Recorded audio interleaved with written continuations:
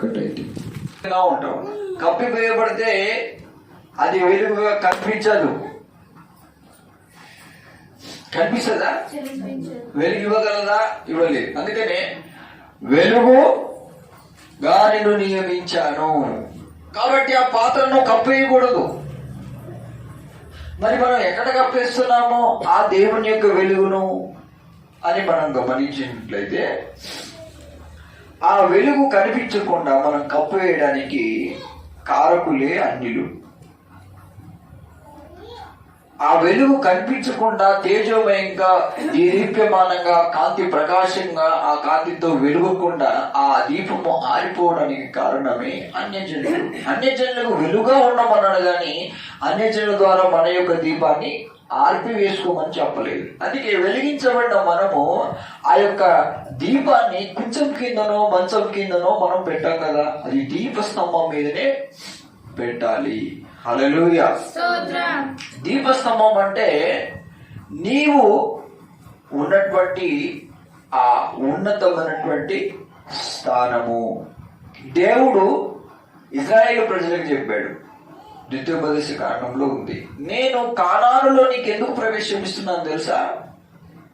నీ భక్తిని బట్టి కాదు, వారి యొక్క హేయ క్రియలు, వారు చేసేటువంటి చెడ్డ క్రియలు, అపవిత్రమైన క్రియలు మంచిగా లేవు కనుక నీకు ఆజ్ఞ ఇచ్చి నువ్వు పవిత్రంగా ఉండడానికి నా నామాన్ని బట్టే నువ్వు పరిశుద్ధంగా జీవిస్తూ ఆ హేయమైన దుర్మార్గులను బట్టే నీకు ఇంతో కొంత నీతి ఉంది కాబట్టి నీకు నేర్పించాను కాబట్టి అక్కడ నేను పెడుతున్నానే కానీ నీ భక్తిని బట్టి కాదు, అంటే నీ సొంత తెలివిని బట్టి కాదు. నేను ఇస్తున్నటువంటి వెలుగు. దేవుడు ఇశ్రాయేలు ప్రజలు ఐగుప్తు నుంచి వెళ్ళి కానాను నడిపించినప్పుడు ఎలా ఉన్నాడు? మేఘస్తంభమై నడిపించాడు, అగ్ని స్తంభమై నడిపించాడు. దేవుడు మనల్ని ఒకసారి వెలిగిస్తాడు. వెలిగించిన తర్వాత మనం ఆ వెలుగు ఉన్నదా, ఆరిపోయిందా, అది ఎంతసేపు వెలుగుతుంది, అది ఎలా వెలుగుతుంది, అది ఏ విధంగా ప్రకాశిస్తుంది అనేది మనకు సోయి ఉండదు. ఎందుకంటే మనం ఆల్రెడీ అది పాత్రతో కప్పేసుకుంటాం. అది ఎలా కప్పబడుతుందో, ఆ పాత్ర ఎలా కప్పివేయబడుతుంది అనేది మనకు తెలియదు.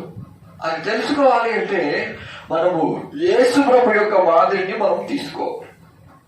శిష్యుల యొక్క సంఘం నుంచి వెళ్ళి, క్రీస్తు సంఘం నుంచి వెళ్ళి మనం స్టార్ట్ చేయాలి. హల్లెలూయా.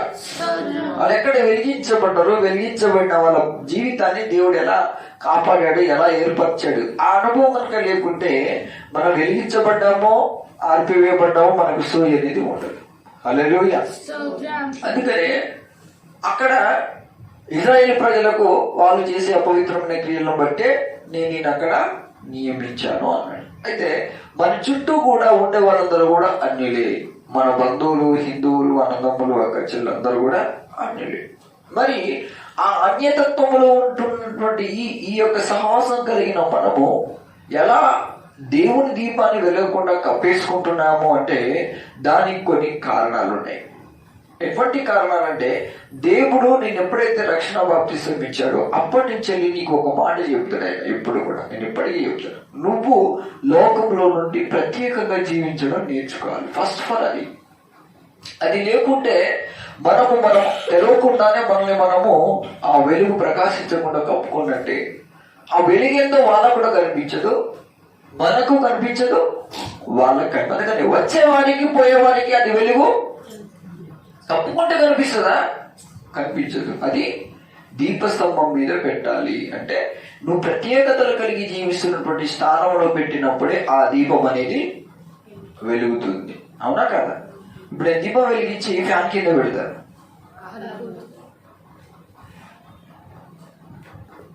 పోనీ బల్ల కింద పెడతాను, పెడతాను, బీరోలో పెడతాను. ఎక్కడ పెట్టాలి దీపాన్ని?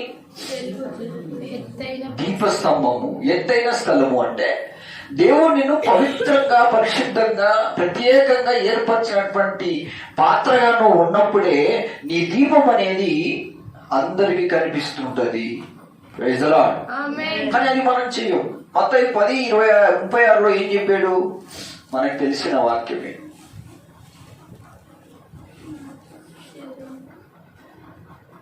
సిలువనెత్తుకునే వాడు నన్ను వెంబడింపని వాడు నాకు పాత్రుడు కాదు అన్నాడు.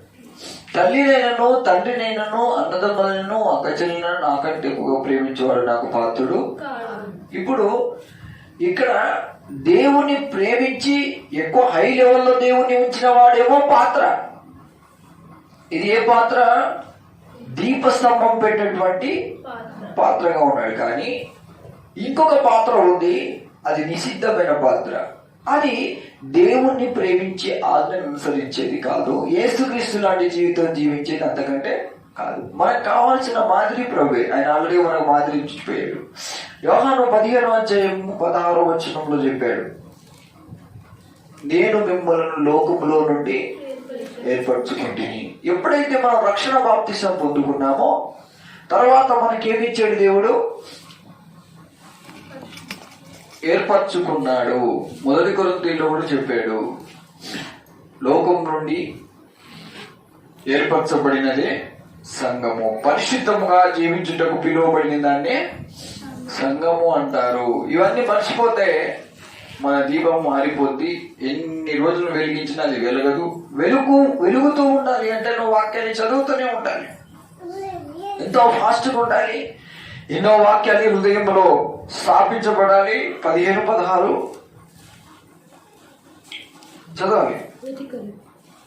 కొరింథీయులకు 1:2 యోహాను సువార్త 15:16 ఏమన్నాడు? మీరు నన్ను ఏర్పరచుకొనలేదు, మీరు నా పేరున తండ్రిని ఏమడుగులో అది ఆయన మీకు అనుగ్రహించినవు. ఏమన్నాడు? నేను మిమ్మల్ని ఏర్పరచుకొని నియమించి తిని. అంటే మనల్ని ఏం చేశాడు ఆయన? లోకంలో నుండి దేనికి ఏర్పరిచాడు? యాకోబును వెలుగుగా ఉండడానికి. మనల్ని ఎందుకు ఏర్పరచుకున్నాడు? అన్యులకు వెలుగు ఉండడానికి. అది మరి ముందుగా ఎరిగినో వారిని తన కుమారుని స్వరూపం గల వారవుటకు వారిని ముందుగానే నిర్ణయించెను. ముందుగా ఎవరిని నిర్ణయించెనో వారిని పిలిచెను. చూడు, మనము అన్యజాతి కడుపులో అంటే ఈ లోకంలో రాకముందే దేవుడు మనల్ని ఏర్పరచుకున్నాడు. సంఘం అంటే కూడా దేవుని చేత ప్రత్యేకించబడ్డది, ఏర్పరచబడ్డది. ఇప్పుడు మనం ఒకసారి మన చర్చిలో వెళ్ళి కూర్చుందాం, ఒక్కొక్క చర్చిలో కూర్చొని చూద్దాం ఏ సంఘము ఏర్పరచబడ్డది. సంఘము అంటే ప్రజలే కదా. ఎంతమంది ప్రత్యేకతలు కలిగి లోకంలో ప్రత్యేకతలు కలిగి జీవిస్తున్నారు, ప్రత్యేకంగా పవిత్రంగా ఎంతమంది ఉంటున్నారు.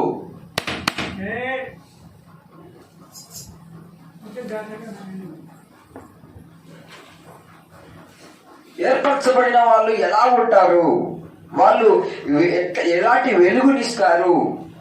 ఇక్కడ యాకోబు అన్నాడు, నేను లోకంలో వెలుగు ఉంటే నేను ఏర్పరచుకున్నాను అన్నాడు. అది అన్యజాతిలో ఉన్నప్పుడు, అన్యుల మధ్యలో ఉన్నప్పుడు, ఆయన పొరపాటు పడుతున్నప్పుడు, కొన్నిసార్లు తప్పిపోతున్నప్పుడు నేను నియమించిందేమో అన్యజనులు వెలుగుగా, నువ్వేమో వెలుగే లేకుండా తయారైపోతున్నావు. కాబట్టి వెలుగు అనేది నీలో ఎందుకు ప్రకాశించకుండా పోతుందంటే ఇక్కడ ప్రభువు చెప్పాడు మనము దీపస్తంభాన్ని వెలిగించి కొంచెం కిందనో మంచం కిందనో పెడుతున్నాం, దీపస్తంభం మీద పెట్టట్లేదు. దీపస్తంభం మీద పెట్టాలి అంటే ఏం చేయాలి? మనము దీపస్తంభం మీద పెట్టాలంటే ఏంటి దానికి అర్థం? ఇప్పుడే మర్చిపోయారు. ప్రత్యేకంగా జీవించడము. ఎలా దేవుని యొక్క ప్రత్యేకతలు మనం బ్రతకగలుగుతాము అంటే ఎవరితో పడితే వారితో కలిసిపోవడం అనేది అది అన్యుల యొక్క జీవితం. పందిని వదిలిపెట్టేసి ఎక్కడికి వచ్చింది? అది ఇంట్లోకి వచ్చింది, మురికాలకు పోద్ది, కంపలో పోద్ది, ఎక్కడికైనా. గొర్రె పిల్ల వదిలిపెట్టి మురికాలలో పోతుంది, పోతే పచ్చి గడ్డికి పోతుంది, లేకుంటే వచ్చి నీటికానే కూర్చుంటారు. అవునా కదా? ప్రత్యేకత అనేది మనకి చాలా ఇంపార్టెంట్. ఈ ప్రత్యేకత లేకపోవడం వల్లే మనం ఎన్నో నష్టాలు పొందుకుంటూ ఉంటాం. ఎన్ని నష్టాలు అంటే నువ్వు నీ జీవితాంతం భర్తీ చేసినా ఈ భర్తీ కావు. ఎన్ని రోజులు సగం ముసలివైనా సగం ముసలిదానివైనా నీ కుటుంబంలో వెలుగు అనేది ప్రకాశించదు. వెలుగు ఎందుకు వెలుగు లేదు? ఒకవేళ మనం ఎవరన్నా ప్రత్యేకంగా ప్రార్థిస్తూ మనం జాగ్రత్తగా ఉంటే మనలో ఎవరో ఒకరు దేవుని ప్రత్యేకతను పోగొట్టబడిన వాళ్ళై ఉంటారు. అలాంటి వాళ్ళ ద్వారా కూడా మనకున్న వెలుగు కూడా ఆరిపోతూ ఉంటుంది. మనం ప్రత్యేకంగా పెట్టుకుందాం అనుకుంటాం దేవుని దీపాన్ని, మన జీవితాన్ని. వాళ్ళేమో నువ్వు దేవుని నమ్ముకున్నాక అంత ప్రత్యేకంగా ఉండడం అవసరమా? అంటే మేము భక్తులం కాదా, మేము నీ తల్లిదండ్రులం కాదా, మేము మీకు అన్నదమ్ములం కాదా, మేము నీ ప్రజలం కాదా, మీ ఇంటోళ్ళమే కాదా, మేము మీ సొంత వాళ్ళం కాదా అంటారు. బైబిల్ వాక్యానుసారంగా వాళ్ళు మనకు సొంత వాళ్ళు ఎలాగైతారు, ఏ విధంగా అవుతారు? ఒకసారి మనం ప్రశ్నించుకుంటే మనకి జవాబు వచ్చింది. ఎట్లయితారు వాళ్ళు మనకు సొంతం అనేది? యేసు ప్రభుని ప్రేమిస్తేనే వాళ్ళు మనకు సొంతం. లోకానుసారంగా వచ్చేటువంటి అనుబంధం ద్వారా కానే కాదు. అది మనం ఫిక్స్ అయ్యి ఉంటాం. మనలో అసలు ఈ అన్యజాతి ఫలం అనేది, అన్యజాతి స్వభావం అనేది పోలే ఇంకా. అదే రోమపత్రిక 16వ అధ్యాయంలో చెప్తాడు. 11వ అధ్యాయము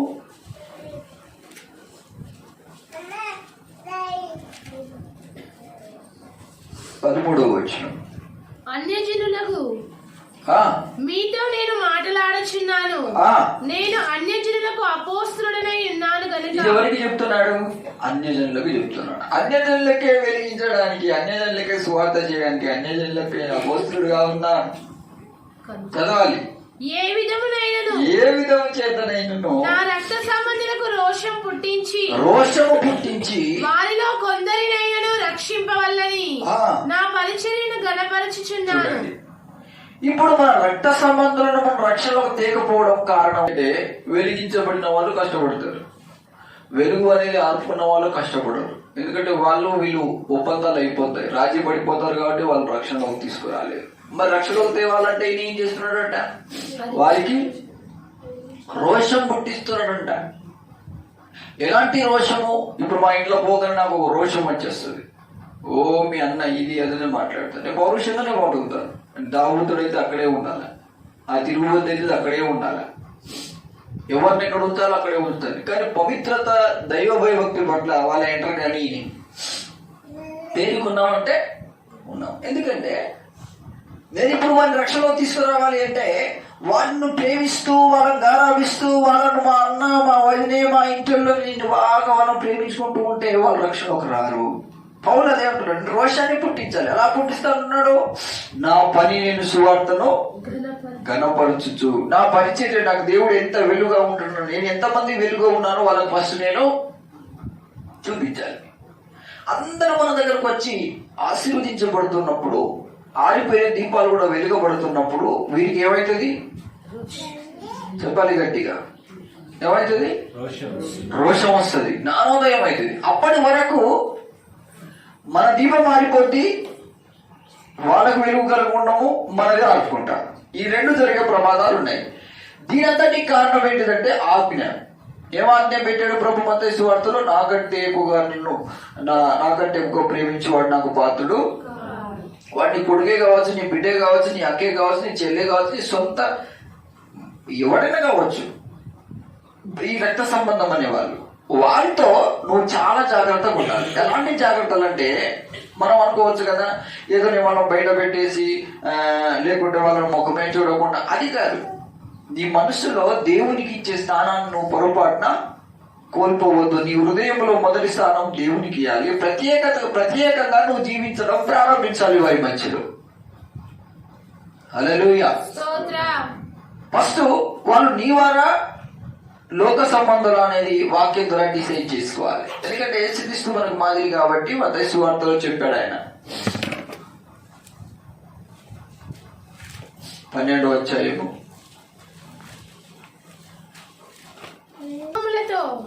ఏమన్నాడు?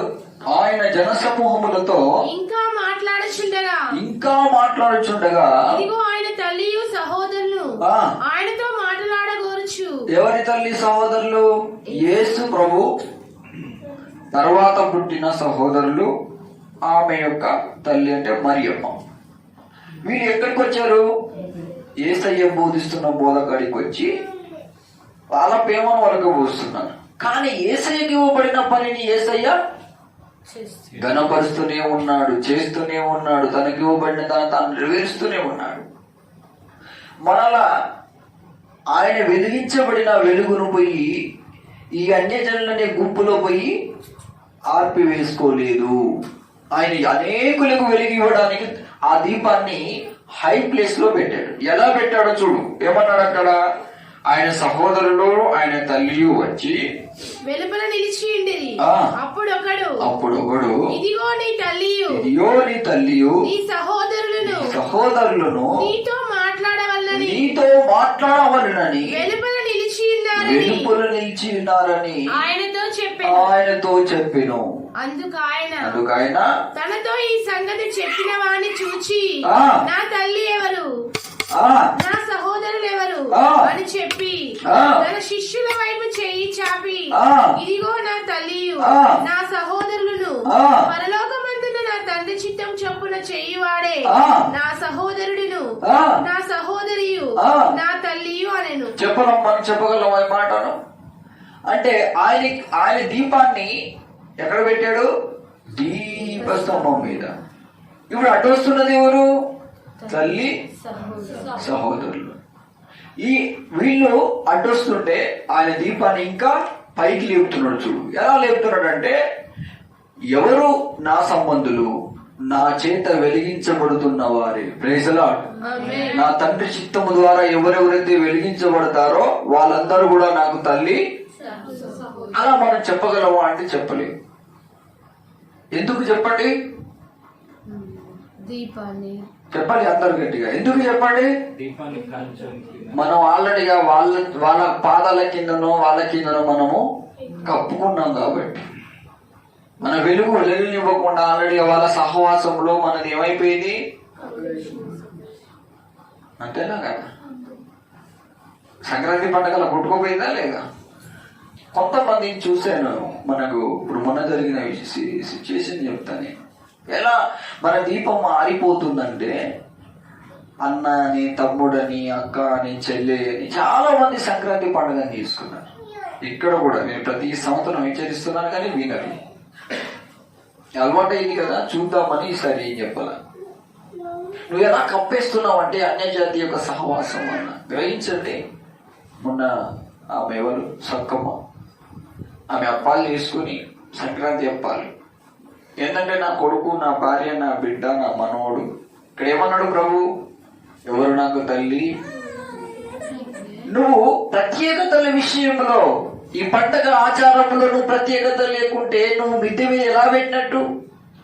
ఇంకా కింద పెట్టినట్టే, అది ఎవరికి కనిపించదు. ఇంకా నువ్వు ఈ పాత్రల కింద, అపవిత్రమైన పాత్రల కిందనే కప్పేసుకుంటున్నావు అని అర్థం. ఆమె అన్ని చేసి నాకు థమ్స్అప్ కూడా పెట్టింది. నాకు తెలియదు, తాగినాక చెప్తుంది ఆమె, అన్న ఇది సంక్రాంతి పండుగకు నీకు ఇచ్చేటువంటి దావత్ అని. నాకేమో అర్థం కాలేదు. పిచ్చిదా మంచిదా? ఈమెకు దేవుడు అంటే తెలుసా? అసలు భయభక్తి తెలుసా? ఏం తెలియదు. కొనిది అని కొద్దిగా దాకాను. తర్వాత నా మనసులో అసలు తాగాలనిపించండి, అక్కడికి పెట్టి ఆపాలు తీసుకొని ఇచ్చింది. ఆపాలు తీసేసి వేరే వాళ్ళకి ఇచ్చింది. తినమ్మా, మీరు బాధపడద్దు. ఎందుకంటే క్రిస్మస్ పండుగకి ఇన్ని చేసుకుంటే ఇప్పటివరకు పని చేసి ఎందుకు చేసి అవుతారు అంటే ఏమంటుందంటే, అయ్యా పిల్లలు ఏడుస్తారు. మరి అప్పుడే ఇన్ని చేసుకుంటే అయిపోవు కదా. అమ్మాయి అంటారు ఏంటంటే, ఇప్పుడు నా కొడుకు మారలేదు. ఎవరట? కొడుకు ఇంకా మారు మనసు పొందలేదు, ఇక దేవుని చిత్తము చేయలేదు కాబట్టి ఈ చేయని ఆ కొడుకు కింద నా దీపాన్ని కప్పేసుకుంటారు. దేవుని చిత్తం అంటే, ప్రత్యేకతలు అంటే, దీపస్తంభం మీద దీపాన్ని పెట్టడం అంటే తెలియని వాళ్ళ కిందనే నువ్వు నీ జీవితాన్ని ఆర్పుకుంటూ ఉంటే నీ సాక్ష్యం ఎక్కడ? నువ్వు అన్నిటికి వెలుగుగా ఎలా ఉంటావు? వాళ్ళే కదా మనల్ని ప్రశ్నించేది. గమనించండి, ఏమైందిరా నీ బతుకు ఇంతేరా, నువ్వు ఇంతేరా, అమ్మ నువ్వు ఎంత భక్తి చేసినా నీ బతుకు ఇంతే. మనమేమో సీక్రెట్ గా ప్రేమిస్తాం వాళ్ళను, దొంగసాటున. ఇలాంటి భక్తులు మన సంఘంలో చాలా మంది ఉన్నారు. ఒక్కరు కాదు, లెక్క పెడితే లెక్కకి రారు, అందరూ అట్లాంటి. మరి యేసు ప్రభు ఎందుకు మరియమ్మను అట్లా ద్వేషించి పడేసాడు? అక్కడ ఎందుకు మరియమ్మను తీసి బొందలు పడేసాడు? ఎవరు నాకు తల్లని ఎందుకని మనం అనగలుగుతామా? ఎవరు నాకు కొడుకు, ఎవరు నాకు మనవాడు, అంతో నాకేం పని? వాడు ఏమన్నా ఉంటే దైవపరంగా రాగలగాలి నా కొడుకు. హల్లెలూయా. స్తోత్రం. ఎందుకు ఈ విషయాలని చెప్తున్నానంటే, చాలా మంది రాను రాను రాను రాను క్రైస్తవం చల్లారిపోయి, దేవుని నమ్ముకున్న వాళ్ళు కూడా, విశ్వాసులు కూడా అవిశ్వాసులుగా మారిపోయి, అవిశ్వాసుల నుండి అన్యజనులుగా మారిపోతూ ఉన్నారు. కారణం ఏంటంటే ఈ అన్యజనుల యొక్క సహవాసం, ఈ అన్యజనుల యొక్క అనుబంధాలు. ప్రత్యేకంగా పెట్టుకోరు. దీపస్తంభం మీద, ఉన్నత స్థానం మీద నేను ప్రత్యేకమైన వ్యక్తిని అని గ్రహింపు ఉండదు, మర్చిపోతారు. ఆ రోజు ఉపవాసం ఉండి, ఎందుకు ఈసారి చెప్పలేదంటే శనివారం ఎట్లా ఫాస్టింగ్ ప్రేరే కాబట్టి, ఫాస్టింగ్ ప్రేయర్ ప్రతి శనివారం ఉంటారు కదా, ప్రత్యేకంగానే ఎట్లాగో ప్రేయర్లో ఉంటారని నేను అనుకున్నాను. చూస్తే ఆ ప్రార్థన పెట్టించుకునే భక్తులు వాళ్ళు కూడా, అమ్మగారు అయ్యగారు వాళ్ళు కూడా పండుగ చేసుకున్నారు. ఎలా చేసుకున్నారండి? చికెన్ తెచ్చుకొని వండుకున్నారు. అది పండుగనా కాదా? మీరు ఎవరైనా వండుకుంటే చెప్పండి. చికెన్ తెచ్చుకొని వండుకోవడం, థమ్సాపులు తీసుకురావడం, ఇలాంటి ఎవరు చేసినా కూడా అది పండుగ చేసినట్టే. ఎందుకు పండుగ చేసినట్టే? మన ఒట్టిగా మన ఇంటికి ఎవడో ఒకడు ఈ అన్యజాతి సహవాసం ఉంటాడు. వాడు అక్కనో చెల్లెవర్తనో అన్నడో తమ్ముడో ఎవరో మనకు అనుబంధం ఉంది కదా లోకానుసారంగా, వాళ్ళు వచ్చి కూర్చుంటారు ఇక ఇంట్లో. ఏమైంది, మేము పండుగకు వచ్చినాం, మరి క్రిస్మస్ పండుగకి ఎవరు వచ్చారు? రారు. కండిషన్ ఉంటే రారు. నువ్వు అన్యజనులకు ప్రవర్తిస్తే అట్లా వచ్చేస్తారు.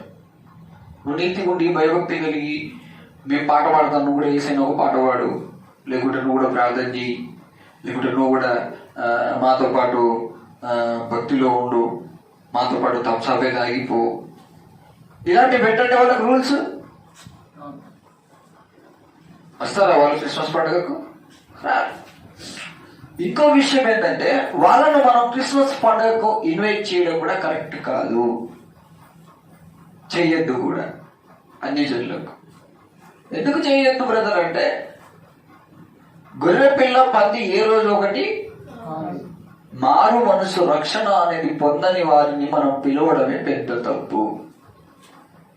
రక్షింపబడిన వాడైతే మనతో పాటు వాడు ఆనందిస్తాడు, కానీ రక్షణ లేనివాడు ఏం చేస్తాడు? మన ఆనందంలో వాని ఆనందం కలిపేస్తాడు. కేవలము దేవుణ్ణి ఆరాధించడమే అయితే మాకు ఆరాధన రాదు, మాకు తాగితే కొద్ది సంతోషం ఉంటుంది, నీ భక్తి నువ్వు చేసుకో, మాకేదో ఇంటో కొంత ఏదో ఒక విధంగా ఇలా మనము ఎవరో ఒక వ్యక్తి కింద, ఎవరో ఒక ముద్ర సంబంధం కింద మన జీవితంలో ఆ ఉన్నత స్థానాన్ని, ఆ వెలుగుతున్న దీపాన్ని ఆర్పేసుకుంటూ బతుకుతాం. అన్యజనులకు వెలుగుగా ఉన్నాం, అన్యజనులకు ఆరిపోయిన దీపం లాగా ఉంటాం. ఇది మన యొక్క చీకటి బ్రతుకు. అది దూరమై దేవుళ్ళు వెలగబడాలి అంటే అన్యజనులను ఫస్ట్ రానివ్వకూడదు. ఒకవేళ వస్తున్నారంటే మనం ప్రార్థన చేయాలి. ప్రభువుల అన్యులు ఎవరెవరు దిగుతారు? నా భార్య సంబంధుల, నా ఇంటి సంబంధుల, మా తమ్ముని సంబంధుల, నా కొడుకు స్నేహితుల, ఎవరు వస్తారు? జాగ్రత్తలు కలిగి ఉండాలి. నేను వెలుగుతున్నాను, ఇప్పుడు చీకటి వస్తే ఉన్న వెలుగు ఆరిపోద్ది. దేవుడు ఏమంటాడంటే, సరే వాళ్ళు వస్తారు, వచ్చినా నువ్వు ప్రార్థించుకొని వాళ్ళకి నా గురించి చెప్పు. ఇప్పుడు ఎలా వెలిగిస్తున్నాడు పౌలు? ప్రత్యేకంగా దేవుని పని చేసుకుంటూ దేవుని యొక్క పరిచర్యను ఘనముగా, అంటే ఇంకెక్కువగా భక్తి చేయడం ప్రారంభిస్తున్నాడు. అన్యజనులు ఎవరైనా వచ్చిననుకో, ఆ రోజు కొద్దిగా ఎక్కువ పాటలు పాడాలి, ప్రార్థన ఎక్కువ చేయాలి. ఏమంటారు చాలా మంది, పొమ్మని చెప్పకుండా, ఏందక్క మేమంత దూరం నుండి వచ్చినాం, మా కోడిని కూర్చో తంతా కూర్చో ఏదైనా మర్యాద చెప్తారంటే ఊకే ప్రార్థనలోనే కొన్ని స్తోత్రం శుద్ధి అంటాడు, దేవుడు దేవుడు అంటాడు. ఏందక్క గిట్లనే అక్క మన అనుబంధం అంటే? అసలు నువ్వెవరి?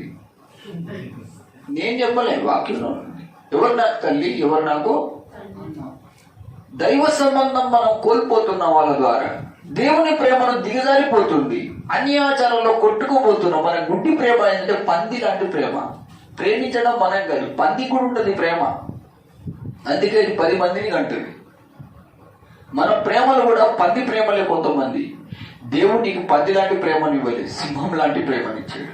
సింహం ఎక్కడ ఉంటే అది అక్కడ ప్రత్యేకంగానే ఉంటది. బురదలో పోయి కూర్చుంటుందా? అది ఎప్పుడు కొండ మీదనో కొండ గుహల్లోనో ఉంటుంది. పంది అలా ఉండదు. మనం ప్రేమించే ప్రేమలో పవిత్రత అనేది ఉండాలి. నీ తల్లి అయినా, నీ తండ్రి అయినా, నీ అన్నదమ్ములైనా, నువ్వు ప్రేమిస్తున్నప్పుడు నీకు నా ప్రత్యేకతలు కదిలిపోకుండా నువ్వు చూసుకోవాలి. Praise the Lord. నీకున్న దీపము ఆరిపోకుండా అన్యజనుల సహవాసంలో నువ్వు ఎక్కడ పోతే నా దీపం ఆరిపోతావు, ఎలా ఉండాలో అనేది దాన్ని కాపాడుకోవడం కోసమే నువ్వు ఆ దీపస్తంభం మీద పెట్టుకోవడం అనేది నువ్వు అలవాటు చేసుకోవాలి. అది మనం మర్చిపోతే మనం చేసే భక్తి ఎందుకు పనికిరాదు. అనేక దీపాలు ఆరిపోవడం కారణమే అది. ఇప్పుడు యేసయ్య గొప్ప వెలుగు, ఆ వెలుగు లోకానికి వచ్చింది, కానీ ఆ వెలుగుని ప్రేమించేవారు లేరు. చీకటిని ప్రేమిస్తూ వెలుగును ఆర్పేసుకుంటూ వస్తున్నారు చాలా మంది. మరి ఈ రోజున ప్రభు కూడా మనల్ని వెలిగిస్తూ అనేకులకు వెలుగుగా ఉంచాడంటే మనం ఎందుకు వెలగలేకపోతున్నామంటే ఆ రోజు ఆత్మీయులు ఉంటే వాళ్ళతో కూర్చొని ఒక పాటలు పాడడం, వాక్యం చదవడం, ఆరాధించడం, వాళ్ళకి సమయం ఉన్నప్పుడు. ఎట్లా ఈ రోజు ఖాళీగా ఉన్నాం కదా, ఏంటిది మనం ఈ సంక్రాంతి పండుగలు ఎన్నో చేసుకుని ఆయన గుర్తుకొస్తూ ఒప్పుకుందాం, లేకపోతే పాట పాడదాం, వాక్యం చదువుదాం, ప్రార్థన చేద్దాం అని మనలో ఏమాత్రం మార్పు చెందినటువంటి జీవితం కలిగి మనము జీవిస్తాం. వెలుగు కాదు, ఆ దీపం అనేది ఆరిపోతుంది. ఏంటి ప్రభువా, మనం ప్రార్థన పెడితే నీ ఆత్మతో నింపబడ్డది. ఈ రోజు నువ్వు ఎందుకు ఇక్కడ రాలేకపోతావు, ఎందుకు మా మధ్యలోకి వస్తలేవు అంటే, ఇక్కడ నా దీపాన్ని ఎక్కడ పెట్టారంటున్నాడైనా ఆయన కొంచెం కింద మంచం కింద పెడుతున్నాడు. అర్థమవుతుందా? కొంచెం కింద పెట్టడం అంటే ఏంటిది? కూరలు నీసు తీసుకొచ్చేసి వండి బాగా మటన్ చికెన్ పెట్టేసి ప్రార్థన చేయకుండా వాళ్ళని ఆరిపేయడం, ఇది కొంచెం కింద పెట్టడం. మంచం కింద పెట్టడం అంటే తెలుసా, తిన్న తర్వాత ఫుల్గా హాయిగా పడుకుని నిద్రపోతులు ఉంటారు, సోమరిపోతులు, వాళ్ళతో ముచ్చట్లు పెట్టి మనం కూడా పడిపోవడం. ఎక్స్ప్లెయిన్ చేస్తున్నాను మామూలుగా. దీపస్తంభం పెట్టకుండా పాత్రతో కప్పివేయడం అంటే ఏం తెలుసా, అన్యజనుల సహవాసం చేత నీవు నింపబడిపోవడం. ఇలా 3 స్టెప్స్ ఉంటాయి దాంట్లో. అందుకనే మన దీపం వెలిగించబడాలి. అనేకులకు వెలుగుగా మనం ఉండాలంటే ఆ దీపాన్ని ఆరిపోకుండా ఫస్ట్ మనము అంటే భక్తి నుండి తొలగిపోకుండా చూడాలి. మనం భయపడాలి, ఏ అన్యుని ద్వారా, ఏ ముద్ర సంబంధం ద్వారా, ఏ లోక సంబంధం, ఎవరి ద్వారా నా దీపం ఆరిపోద్దు అని భక్తి విషయం. ఎవరి వెలుగు? నీతివంతుల వెలుగు తేజరిల్లును, భక్తిహీనుల దీపము ఆరిపోవును. నువ్వు నీతిమంతుడు అయితే నీ నీతి ఎవరి ద్వారా తప్పిపోతుందో అనే భయం కలిగి ఉంటావు కాబట్టి నీవు ఇంకా తేజరిల్లుతూనే ఉంటావు. Praise the Lord. నువ్వు భక్తిహీనుడిగా ప్రవర్తించేది, భక్తిహీనురాలుగా ఎక్కడ మనం మారిపోతామంటే ఎక్కువ సొంత అమ్మ, సొంత నాన్న, సొంత అక్క, సొంత ఆడి బిడ్డే, సొంత మావులన్నా ఏమో ఎగపడేసి మన వాళ్ళను. కానీ యేసు రక్తము వలన పుట్టిన వాళ్ళే మన సంబంధులు. అది మనం ఏ రోజు మర్చిపోవద్దు. ఆ సొంత అన్న వాళ్ళే మనల్ని ఈడ్చిపడేస్తారు, మాటలతో గాయపరిచేస్తారు. ఎంత గుడ్డోళ్ళో తెలుసా, అన్యజనుల కంటే నీ అంత గుడ్డోడు, నీ అంత గుడ్డి దిగే భూమిని ఎవరూ ఉండరు. ఎలాంటి గుడ్డితనం అంటే వాళ్ళు నీ వారు కాదు అని కూడా తెలియనటువంటి గుడ్డితనంలో మనం పడిపోతాం. వాళ్లకు మనకి ఏ సంబంధము లేదు. లోక సంబంధం ఉంది, కానీ ఆ లోకంలో ఆ రక్త సంబంధంలో రక్షించుకోగలగాలి అంటే నీ పరిచర్య నువ్వు గణపరచుకోవాలి. నీ ఇచ్చిన దేవుని పని నువ్వు కొనసాగిస్తూ ప్రార్థిస్తూ దేవుడు చెప్తున్నట్టుగా ఇనుకుంటా నువ్వు ముందు పోతే ఆటోమేటిక్ గా వాళ్ళు కూడా రక్షింపబడే అవకాశం ఉంది, వాళ్ళు కూడా వెలిగించబడే అవకాశము. ఉన్నారా? పోయిండ్రా? ప్రేయర్ అయిపోయిందా? మరి ఏం మాట్లాడట్లేదు. దేవుడు చెప్తున్నట్టుగా వింటేనే కొన్ని ఆత్మలనే వెలుగుతాయి. ఇప్పుడు మన భక్తురాలు ఉన్నది, ఓ భక్తురాలు ఎక్కడో ఉంటుంది, ఎటు పోయిందో, ఎక్కడ ఆగిపోయిందో, ఎక్కడ ఉంటుందో తెలియదు. కొంతమంది అన్యజనుల దినాల్లో కూడా ఎక్కడెక్కడో పనులు చేసుకుంటూ వాళ్ళ పండుగలో పాలుపంపులు పొందుకుంటూ వాళ్ళతో ఏక సహవాసం అయిపోతారు. కానీ నిజమైన క్రైస్తవుడు ఎక్కడున్న వాడు ప్రత్యేకపరుచుకొని ప్రార్థిస్తూ ఉంటాడు. ఈ రోజున ఈ ముద్ర సంబంధంలో ఉన్నాను, వాళ్ళు ప్రేమించిన నీచ పాపము ప్రేమలు మా దగ్గర ఉన్నాయి, ఆ ప్రేమ చేత వాళ్ళు ఈనవబడతారేమో. మమ్మల్ని పెంచే సేవకులు లేక, మమ్మల్ని కాపాడే కాపరిసరైన దొరకక మేము అలా పాడైపోయాము. ఎలా మా బ్రతుకులు? కొన్ని సంఘాల్లో మనం వెళ్తే మనం రక్షింపబడుతున్న కొన్ని సంఘాలు చూద్దాం. నేను కూడా 2000 సంవత్సరంలో ఒక చర్చికి వెళ్ళాను. ఆ పాస్టర్ గారు ఇప్పుడు లేరు. ఆయన మంచోడే, చాలా మంచి వ్యక్తి, దేవుని నీతి బోధలు బోధించేటోడు, కానీ హైయెస్ట్ కేటగిరీకి సంబంధించిన వాడు కాదు. అంటే శిష్యుల సంఘానికి సరిపోదగిన వాడు ఆడు. సమాజ మందిరం కలిగిన వాడు. సమాజ మందిరం అంటే సెనిగోగ్ చర్చెస్.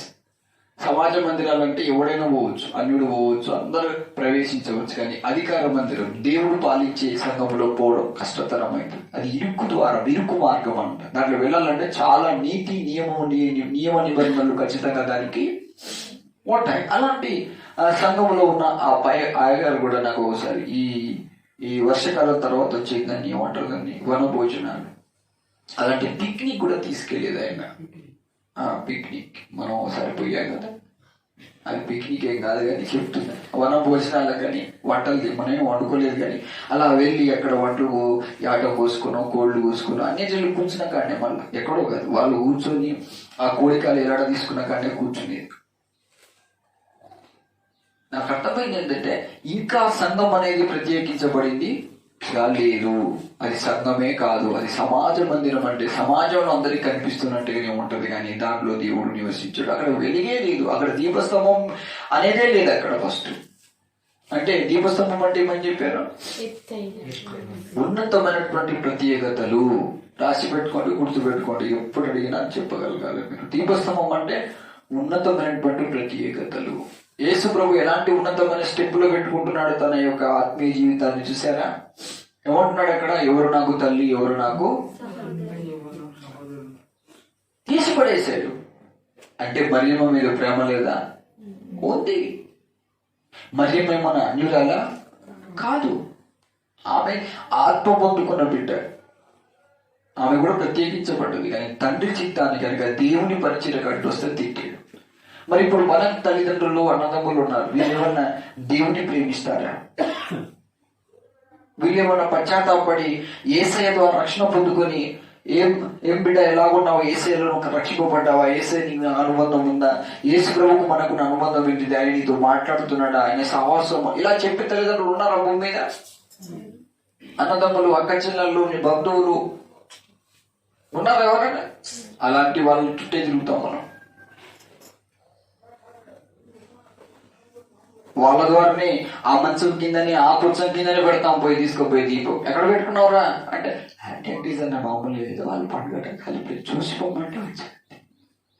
ఏం చేస్తున్నావు మరి ఇక్కడ నువ్వు? ఆ పుచ్చం కింద పెట్టేసి వెలుగుతుందా? హల్లెలూయా. మళ్ళీ వచ్చి ఏడుస్తాం, బాధపడతాం. నిన్నటి రోజున ఒక బిడ్డ నాకు ఫోన్ చేశాడు. మంచి ఆత్మీయ బిడ్డ, ఆత్మచేత వెలిగించబడిన వ్యక్తి. నాకు ఫోన్ చేసి, అన్నయ్య నాకు నేను ఏదో పోగొట్టుకున్నాను, ఒక వేదన నన్ను వెంటాడుతుంది.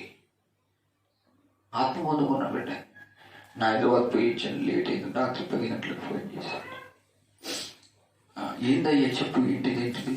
ఏమైనా గొడవ అయిందా? భార్యతో గొడవ పెట్టుకున్నాడా? ఏమైనా బుద్ధులు తిట్టేసావా? ఎక్కడ పొరపాటు పోతేనే ఆత్మ దీపం అనేది ఆరిపోతుంది. ఏం జరిగిందని బాధపడుతున్నాను. లేదన్నయ్య, ఎందుకు నాకు అసలు ఏదో ఒక వేదన, తెలియని బాధ, నేనేదో దేవుని ఆత్మను బాధ పెట్టినట్టుగానే అనిపిస్తుంది. ఎందుకు ఇలా జరుగుతుందో తెలియదు. ఏం బాధపడక, ఏం కాదులేదు. వాక్యంలో ఉంటుంది, నీతిమంతుని ప్రార్థన బహుబలము కలిగినదై ఉంటుంది. నీతిమంతులకు మనం కొన్నిసార్లు చెప్పుకోవాలి. ఎప్పుడు చెప్పాలని కాదు, ప్రతిదీ చెప్పాలని కాదు. కొన్నిసార్లు ఆత్మ ఆరిపోయే ప్లేస్లు ఏర్పడుతున్నప్పుడు వాళ్ళు కూర్చొని మనం ఎలా ఆ పాత్రను ప్రత్యేకంగా కాపాడుకోవాలి, కొన్ని కట్టుబాట్లు, రూల్స్, రెగ్యులేషన్ నేర్చుకోవాలి. అది ఇంపార్టెంట్ ఫస్ట్. హల్లెలూయా. అది మర్చిపోతాం. లూకా సువార్తలో స్పష్టంగా రాయబడింది, పరిశుద్ధాత్మను మీరు మొదట వెతకండి అన్నాడు. Praise the Lord. ఇప్పుడు వెలిగించబడ్డా. నాకు ఫోన్ చేశాడు, నేను బాధపడుతున్నాను, మాట్లాడాను. బాధపడకు, ఏం కాదంటే బాగా ఏడ్చాడు. ఫోన్లోనే ఏడ్చేసి మాట్లాడిన తర్వాత, అమ్మయ్య ఇప్పుడు బతికిపోయినా, ఇప్పుడు సమాధానం ఉంది, ఇప్పుడు మంచి ఎంత సంతోషం, ఎంత ఉత్సాహం, ఎంత ఫ్రీనెస్ అయిపోయిందన్న. నాకేం అర్థం కాదు. మొన్ననే కదా మాట్లాడి నాతోటి, నిన్ననే కదా ఫోన్లో ప్రార్థన చేశాను వీడికి. ఇంతలోనే అంత ప్రేమ ఎలా పుట్టిందబ్బా, దేవుడే పుట్టించుంటాడు అనుకున్నాను. Praise the Lord. కానీ దేవుని ప్రేమైనా నేను అనుకున్నాను, నా బిడ్డలు కూడా చెప్పినారే దేవుని ప్రేమ అంటే ఇలా ఉంటుంది, దేవుని ప్రేమ అనేది అలా ఉంటుంది అంటే నిజమే, దేవుని ప్రేమే. కానీ ఆ ప్రేమ ఎక్కడో ఒక జాగల దెబ్బతిని ఉంటుంది. ప్రభు అన్నాడు, నాకంటే ఎక్కువగా ప్రేమించేవాడు నాకు పాత్రుడు. ఎలా? యేసుక్రీస్తు నీకు మాదిరి. దైవత్వములో అడ్డుకునే ప్రతి తల్లి, అన్నాదమ్ముడు, అక్క, చెల్లెళ్ళు, ఈ లోక సాంప్రదాయం కలిగిన వ్యక్తులు ఎవరైనా నువ్వు తీసిపడేసినప్పుడే నువ్వు దేవుని ప్రేమిస్తున్నావని ఆజ్ఞను పాటిస్తున్నట్టు. ఒకవేళ అవి తప్పిపోయినాయంటే దేవుని ఆజ్ఞ మనం భక్తి విషయంలో నువ్వు అలాంటి భక్తి చేయగలి మీ అమ్మ చెప్తూ నువ్వు ఆపేస్తే ఏమైనట్టు? ఆయన ఆజ్ఞను మనము ఇస్తున్నట్టు. తర్వాత నేను ప్రార్థన చేస్తున్నాను, ఏంది ప్రభు ఆయనకి ఇట్లా అంటే, ప్రభు చెప్పాడు, ఇతను అన్యజనులు కలిగిన తన తల్లిని ప్రేమిస్తూ ఉన్నాడు. ఆ రోజు ఆ సంక్రాంతి పండుగకు చేసినటువంటి ఆ అన్నాన్ని, ఆ నీళ్లను అవి తీసుకొని తిన్నాడు. నేను బాధపడ్డాను అని దేవుని ఆత్మ నాతో చెప్తుంటే నాకు బాధ వేసింది, భయం వేసింది. అమ్మో ప్రభు అన్నాడు, నీవు రేపు వాక్యం చెప్తున్నావు కదా, అక్కడికి వెళ్ళినప్పుడు ఈ మాటలే నువ్వు అక్కడ చెప్పు.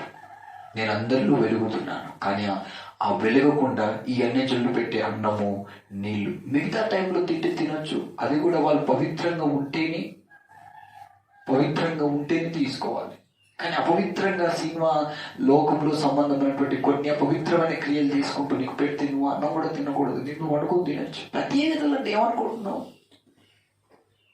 మరి ఏదో చేసిస్తే లాపలాప తినేసుడు, ఏది పడితే అది మింగేసుడు కాదు. అదే నీ ప్రత్యేకతలు కోల్పోవడానికి. ఒకసారి మనము సెంట్రల్ మెస్సేజ్ అభిజ్ఞకులను చూడండి. రాజు ఆజ్ఞాపించాడు, మామూలు మనిషి, మీరు పంది కూర తినాలి, ద్రాక్ష రసం తాగాలి. ఆజ్ఞ పెట్టినా కూడా వాళ్ళు ఏం చేశారు? ఆజ్ఞను తిరస్కరించేశారు. మాకు దేవుడు చెప్పిన నియమమే మాకు అది. అందుకే వారి దీపాలను ఎవడు ఆపలేదు. Praise the Lord. అందుకే అగ్ని గుండములో పోయినా కూడా వారిని, అగ్ని జ్వాలలు కూడా వారిని.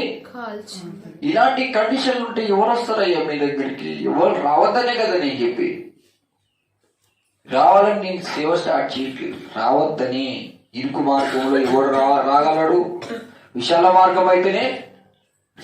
ఇప్పుడు నుంచి లేదు, ఇప్పుడు 18 సంవత్సరాల పరిచర్య. ఈ దెబ్బకు ఎవరూ ఉండరు, పోయేటోళ్ళు పోతూనే ఉంటారు. ఎంత ఫిల్టర్ చేస్తుంటానంటే ఉన్న 4 దీపాలైనా అది దేదీప్యమానంగా వెలగాలి, అది ప్రత్యేకంగా ఉండాలి, దాంట్లో ఏసీ నివసించాలి, ఎవరు చూసినా అక్కడ వెలుగుంది అని పసిగట్టేటట్టుగా ఉండాలి. హల్లెలూయా.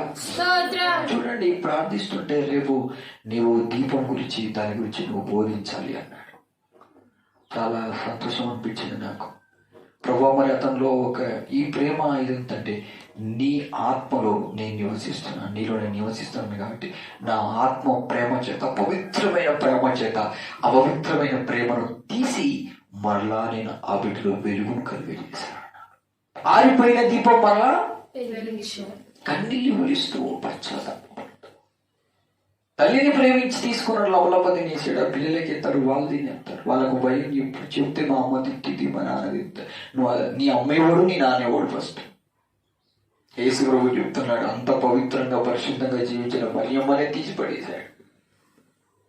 మామూలుగా ఉన్నప్పుడు వాళ్ళు పెట్టేది నువ్వు తిన్నా దానికి పెద్ద ఫరక్ పడదు. అన్యజనులు ఆ రోజు పండుగ చేసుకొని నీసి పెట్టుకొని అది పెడుతుంది. అది తింటే ప్రేమ అంట. అది పెట్టింది నీ జీవితాన్ని ఆర్పించిన తర్వాత వాళ్ళే అంటారు, మళ్ళీ బిడ్డ దండం పెడతారా, నువ్వు వేసే నమ్ముకొని ఎట్లా అయిపోయినవరా అంట. ఇదేం ప్రేమ బిడ్డ? నువ్వు వేసే ప్రేమ అంటున్నావు, అన్ని వదిలిపెట్టుకున్నావు, పిచ్చిదాన్ని అవుతాను, నీ మంచిది కాదని ఆ తల్లి కొద్దిగా ప్రేమతో చెప్తే ఈమె కూడా ఏం చేస్తుంది? దేవునికి ఉన్న ఉన్నతమైన స్థానాన్ని మొత్తాన్ని కోల్పోతుంది. నువ్వు లోకంలో డబ్బు కోల్పోవచ్చు, ధనం కోల్పోవచ్చు, ఆస్తి కోల్పోవచ్చు, ఉద్యోగం కోల్పోవచ్చు, కానీ కోల్పోకుండా ఉండాల్సింది ఏం తెలుసా? నీ దీపము ఆరిపోకుండా చూసుకోవాలి. అది చాలా ఇంపార్టెంట్. భక్తిహీనుల యొక్క దీపము ఉట్టిగానే ఆరిపోద్ది. హల్లెలూయా. భయం వేస్తుంది నాకు. అసలు ఈ భక్తులు ఎలా పరలోకం పోతారా? వీళ్ళు రక్షణ పొందుకున్నారు, వీళ్ళకి ప్రత్యేకతలే లేదు, అసలు వీళ్ళు సంఘములో ఉన్నారు. వాళ్ళ అయ్యగారు కూడా అదే. ఆ పాస్టర్ కాదు అది, ఆ పాస్టర్ చర్చికి పోయిన వాళ్ళందరూ అదే బిట్టు, ఎక్కడ పోయినా అదే చేస్తా ఉంటారు. ఏ సంఘం అంటే వాళ్ళు నా దగ్గరికి వచ్చినా కూడా వాళ్ళు మార్పు ఉండదు. ఎందుకంటే మా అయ్యగారు అట్లా ఏం పట్టించుకోడు, ఫోన్ చేయడు, తెలుసుకోడు, ఎట్టున్నాడు, ఏం పట్టించుకోడు. ఆయన ఒక్క భక్తి చర్చికి రాకుండా మాత్రం ఖచ్చితంగా నిలదీసి అడుగుతాడు. మరి వాళ్ళకి మంచి మంచి దర్శనాలు వచ్చేస్తాయి, మంచి మంచి ప్రవచనాలు వచ్చేస్తాయి, మంచి మంచి చెప్పాను కదా. మొన్న ఒక ప్రవచనం వచ్చి అమెరికాని చెప్పిందంట ప్రవచనం, నీ ఇంటి చుట్టూ యోబు ఎలాంటోడైతే కంచేశాడు. మనం వెలిగింపబడలేకనే చదువుతున్నాం, మనకే వెలుగు లేదు ఫస్ట్. ఇక మన ఇంటి చుట్టూ కంచె వేయడం అంటే మామూలు విషయమా? నువ్వు వెలిగితేనే కదా వేసేది ఫస్ట్. నీలో వెలుగు లేకుండా నేను ఎట్లా కంచేస్తాడు? నువ్వు చీకట్లో ఉంటేస్తాడా? ఎన్ని ప్రవచనాలంటే అంత తబ్లీగమే. చూస్తే చెప్తాను ఎవరి భక్తి ఎలాంటిది, ఎలా నటిస్తుండే, ఎలాంటి అబద్ధ ప్రవచనాలు ఎలాంటివి చెప్తున్నారు. సంఘం మొత్తం అలాగే అంతే. ఎవడో మొగ్గేసుకున్నారు. మా భక్తులు ఏమన్నా, మా మోసే వాళ్ళ భార్య, ఆమె రక్షణ పొందుకోలేదు, ఈయన రక్షణ పొందుకోలేదు, ఇంటికి వెళ్ళాను. ఆయన మోషన్స్ బాగా. సంక్రాంతి అప్పలు తింటే ఎలా ఉంటుంది? మోషన్స్ పోయి పైకి పోయే టైంకి వచ్చాడు. ఎందుకు ఇలా జరుగుతుందంటే, నా దేవుని ఏర్పరచుకున్న సంఘంలో అన్యజనులతో సహవాసం చేసి ఒకప్పుడు తెలియదు కాబట్టి దేవుడు పట్టించుకోలేదు. కానీ అన్ని రూల్స్ రోజు రోజు తెలుసుకొని కూడా అలాగే ప్రవర్తిస్తూ మన జీవితాన్ని నష్టపోతాం. ప్రత్యేకంగా జీవించడం అనేది మనం మర్చిపోతాం. అక్క, బావ, అన్న, తమ్ముడు. ఎలా నీకు అన్నదమ్ములు, ఎలా అక్క చెల్లెని చెప్తా వినండి. లోకసరంగా వాళ్ళు, లోకసరంగా నీకున్న అనుబంధం ఏంటిది? వాళ్ళు నీకు అప్పించారా? నువ్వు అప్పి. వాళ్ళు లేనప్పుడు నీకు డబ్బులు ఇచ్చారా? వినాలి మంచిగా. నువ్వు కూడా వారికి కొన్ని డబ్బులు. వారు నీకోసం నీ కొడుకును, నీ బిడ్డను కానీ ఏదైనా పెట్టారా? నువ్వు కూడా కష్టపడి తిరిగి వాళ్ళకి. వాళ్ళు నీకు దెబ్బలు తాగితే వాళ్ళు చూడడానికి వచ్చారా? నువ్వు కూడా వాళ్ళని తీసుకుపోయి తిరిగి చూసిరా? అలాంటి విషయాల్లో దైవజనుడు కాదు అంటే రూల్స్ అండ్ రెగ్యులేషన్స్. అంటే నువ్వు ప్రత్యేకంగా వెలిగినటువంటి ప్రత్యేకత నువ్వు కోల్పోతే నువ్వు ఎంత అనుబంధాన్ని కలుపరుచుకుని ఏమైపోతుంది? లాస్ట్ కదంతా వ్యర్థమైపోతుంది. ప్రసంగి అనేటాడు వ్యర్థం వ్యర్థం వ్యర్థం వ్యర్థం వ్యర్థం వ్యర్థం. భూమి మీద మనుషులు పడు ప్రతి ప్రయాసం అంతయు మన ప్రేమ వల్ల ఇంకా కుటుంబంలో రక్షణ లేదు. అందుకే మనం ప్రేమించడం మానేయాలి. యేసు ప్రభులాగా కఠినంగా తయారు కావాలి. మన సొంత ప్రేమ ఏమైపోతుందంటే వాళ్ళను మన దీపం ఆరేసుకుంటాం. రెండోది వాళ్ళకు కూడా రక్షణ లేకుండా మారిపోతుంది. వాళ్ళే అంటారు, నీ దేవుడిని నీకేం రక్షించిండ్రా అని. అసలు దేవుడు చెప్పినట్టుగా మనం బతుకుతున్నామా అంటే మనకు సోయి, మనకు చెప్పేసే అవకులు లేదు ఫస్ట్. వాళ్ళు ఏమంటే పోరాడడం స్టార్ట్ చేస్తారు అంతే. ఇది ఒకటే వాళ్ళకి చాలా. దైవజనుడు అన్నయ్య అంటే బాగా తిడతాడు, కండిషన్లు పెడతారు, వాక్యంలో గద్దీ చేస్తాడు. ఈయన అట్లా కదా, నువ్వు మంచోడివి. రాగానే ప్రవచనాలు వచ్చేస్తాయి, చూడగానే భాషలు వచ్చేస్తాయి అన్ని. నువ్వు అది ఇది, కానీ నా దగ్గర అవేం రావు, వాక్యమే వచ్చేస్తుంది. చూడగానే వాక్యం గుర్తుకొస్తుంది. ఇది ఎక్కడ పేడ ఎలా ఉన్నాడు? ఎందుకంటే ఆ వాక్యము అన్నిటికంటే పదును కలిగినది, రెండంచులు. ఎటువంటి ఖడ్గము కంటే ప్రాణము, ఆత్మ, శరీరము లోపట మీగాన్ని కూడా పరీక్షిస్తుందట. నాలాగా వీడు బతుకుతున్నాడా లేదా? హల్లెలూయా. వీడు నాలాగా ఉన్నాడా అంటుంటాడు. యేసు ఎలా బతికాడు భూమి మీద? ప్రత్యేకంగా బతికాడు. నీ కాంతి ప్రకాశమానంగా వెలుగుతూ ఉండాలి. నీ ద్వారా దేవునికి ఏం రావాలి? మహిమ రావట్లే. దేవుని ఆత్మ బాధపడుతుంది, దైవజనుడు బాధపడుతున్నాడు. మన ప్రవర్తన చూస్తే సాతానికి భయం వస్తుంది. పెరిగే భక్తుడే కానీ నేను ఎవరైనా ఒక అన్నిని పంపించినాకో వాటితో కలిసిపోయి వాడు ఏం చెప్తే, మరి దేవుడు ఎవరు? మరి ఆజ్ఞలు ఎవరికి? మరి దైవజనుడు ఎవరు? మరి ఎందుకు ప్రభు నమ్ముకున్నావు? అదేదో అన్నిటితో ఉండిపోతే అయిపోతుంది కదా. నీ రక్షణ సాక్ష్యం ఎక్కడ? నీ ద్వారా దేవునికి వచ్చే మహిమ ఎక్కడ? మనం అనుకుంటున్నాం వాళ్ళు చెప్పింది ఏంటి, దేవుని మహిమ రాదు, సాతాను దానికి మహిమ వచ్చి వాళ్ళు చెప్తే దేవుడు చెప్పినట్టుగా మనం ఉండాలి. వాళ్ళు రూల్స్ బ్రేకప్ చేయాలి. వాళ్ళు వచ్చిందంటే మనం ప్రార్థనలో గడపాలి. ప్రభా, ఈ బిడ్డకు నాలో నీ వెలుగును చూపించు, నీ స్వరూపు నాకు చూపించు, నా ద్వారా నా కుటుంబం, నీ ద్వారా నా కుటుంబ రక్షణ, వీళ్ళు రక్షణ పోగొట్టుకున్నారు, వీళ్ళు అన్నీ చేయలేదు, వీళ్ళు నా మీద ప్రేమ, వీళ్ళ ప్రేమ నన్ను అంట, నీకు నీ ప్రేమ చేత నింపు, నిన్ను భద్రపరచుకుంటావు, నిన్ను కాపాడుకుంటావు. మన దేవుని ప్రేమలో ఉన్నట్టు కాపాడుకోవాలని ఇది రాసిన పత్రికలో ఉంది. దేవుని ప్రేమలో ఉంటే కాపాడట్లేరు మనుషులు. ఎవరి ప్రేమలో పడితే వారి ప్రేమలో పడుకోవద్దు. అందుకే అన్నాడు అక్కడ, నీవు దేవుని పాత్రగా ఉండాలంటే నాకంటే ఎక్కువగా ఎవరిని ప్రేమించొద్దు. చదవాలి వాక్యాన్ని. నీలో నన్ను మహిమపరచుకునేదని అని ఆయన నాతో చెప్పాను. ఏమన్నాడు? బాబు, నీ ద్వారా నాకు మహిమ రావడం. ఆయన నవకర్త క్రైస్తవులందరూ, అయ్యగారులందరూ అదే పని చెబుతున్నారు. నేను ఉబ్బిస్తారు గాని నువ్వు చేసే కట్టుబాట్లని ఖండించడము, గద్దించడం, ఇలాగున్నావని బోధించడం, నిన్ను ప్రత్యేకంగా నిలబెట్టడం, నీ దీపం వెలిగేటట్టుగా చేయడం వల్ల కానీ కాదు. పొగడమంటే పొగుడుతాడు, శాలలు గొప్పమంటే గొప్పతారు. నువ్వు ఎంత పిచ్చోడివైనా నీ ఎంత గ్రేట్ లేదనగానే మనం ఏమైపోతా అంటాం, పాతాళంలో దిగిపోతూ ఉంటాం కదా. కానీ యేసయ్య నిన్ను పొగడడు. ప్రత్యేకంగా జీవిస్తున్నప్పుడే నిన్ను బట్టి ఆయన ఆనందిస్తాడు. దేవుడు సెంట్రల్ మెసేజ్ విషయంలో ఎప్పుడు ఆనందించాడు? నిషిద్ధమైనది మేము ముట్టాం, అపవిత్రమైనది నేను తీసుకో. వాళ్ళు అంటాడు భక్తుడు నాకు ఫోన్ చేసి, పెద్దయ్య గారు కదా, పెద్దయ్య గారు అయ్యగారు ఫోన్ చేసి నాతో కూడా సంక్రాంతి విషెస్ చెప్పారండి, వాళ్ళ విషెస్ పెట్టచ్చా అని అన్నాడు. పెట్టచ్చా అని చెప్తే అడిగా అర్థం కదా అనేది తప్పన్నది కరెక్ట్ కాదు, అసలు విశేష పెట్టద్దు అన్నాడు. అసలు వాళ్ళు నీకు విశేష ఎందుకు పెడుతున్నారు నువ్వు చెప్పు అన్నా. క్రిస్మస్ కి నీరు పెట్టాడు. క్రిస్మస్ కి వాళ్ళకి విశేష పెట్టమని దేవుడు అన్నాడా, దైవజనుడు అన్నాడు? క్రిస్మస్ పండుగ నీదా వాళ్ళదా? నీ విషెస్ లో వాడిని ఎందుకు తీసుకొస్తున్నావు? ఏమన్నాడు ఎఫెసీయులకు రాసిన పత్రికలో? ప్రభు నందే ఆనందించమన్నాడు. ఇప్పుడు నీ ఆనందంలో వాడు కూడా పాల్పొందులు పొందాలి. వాడు కావాలంటే వాడు వస్తాడు, వాడు వస్తే వాడు మనవాడైతే ఓకే, కాడు. ఇక్కడ జరుగుతున్న మిస్టేక్స్ ఏందో గమనించండి. మనం ఏ పండుగన్నా వాళ్ళకి విషయం చెప్పద్దు, గుర్తుపెట్టుకోండి.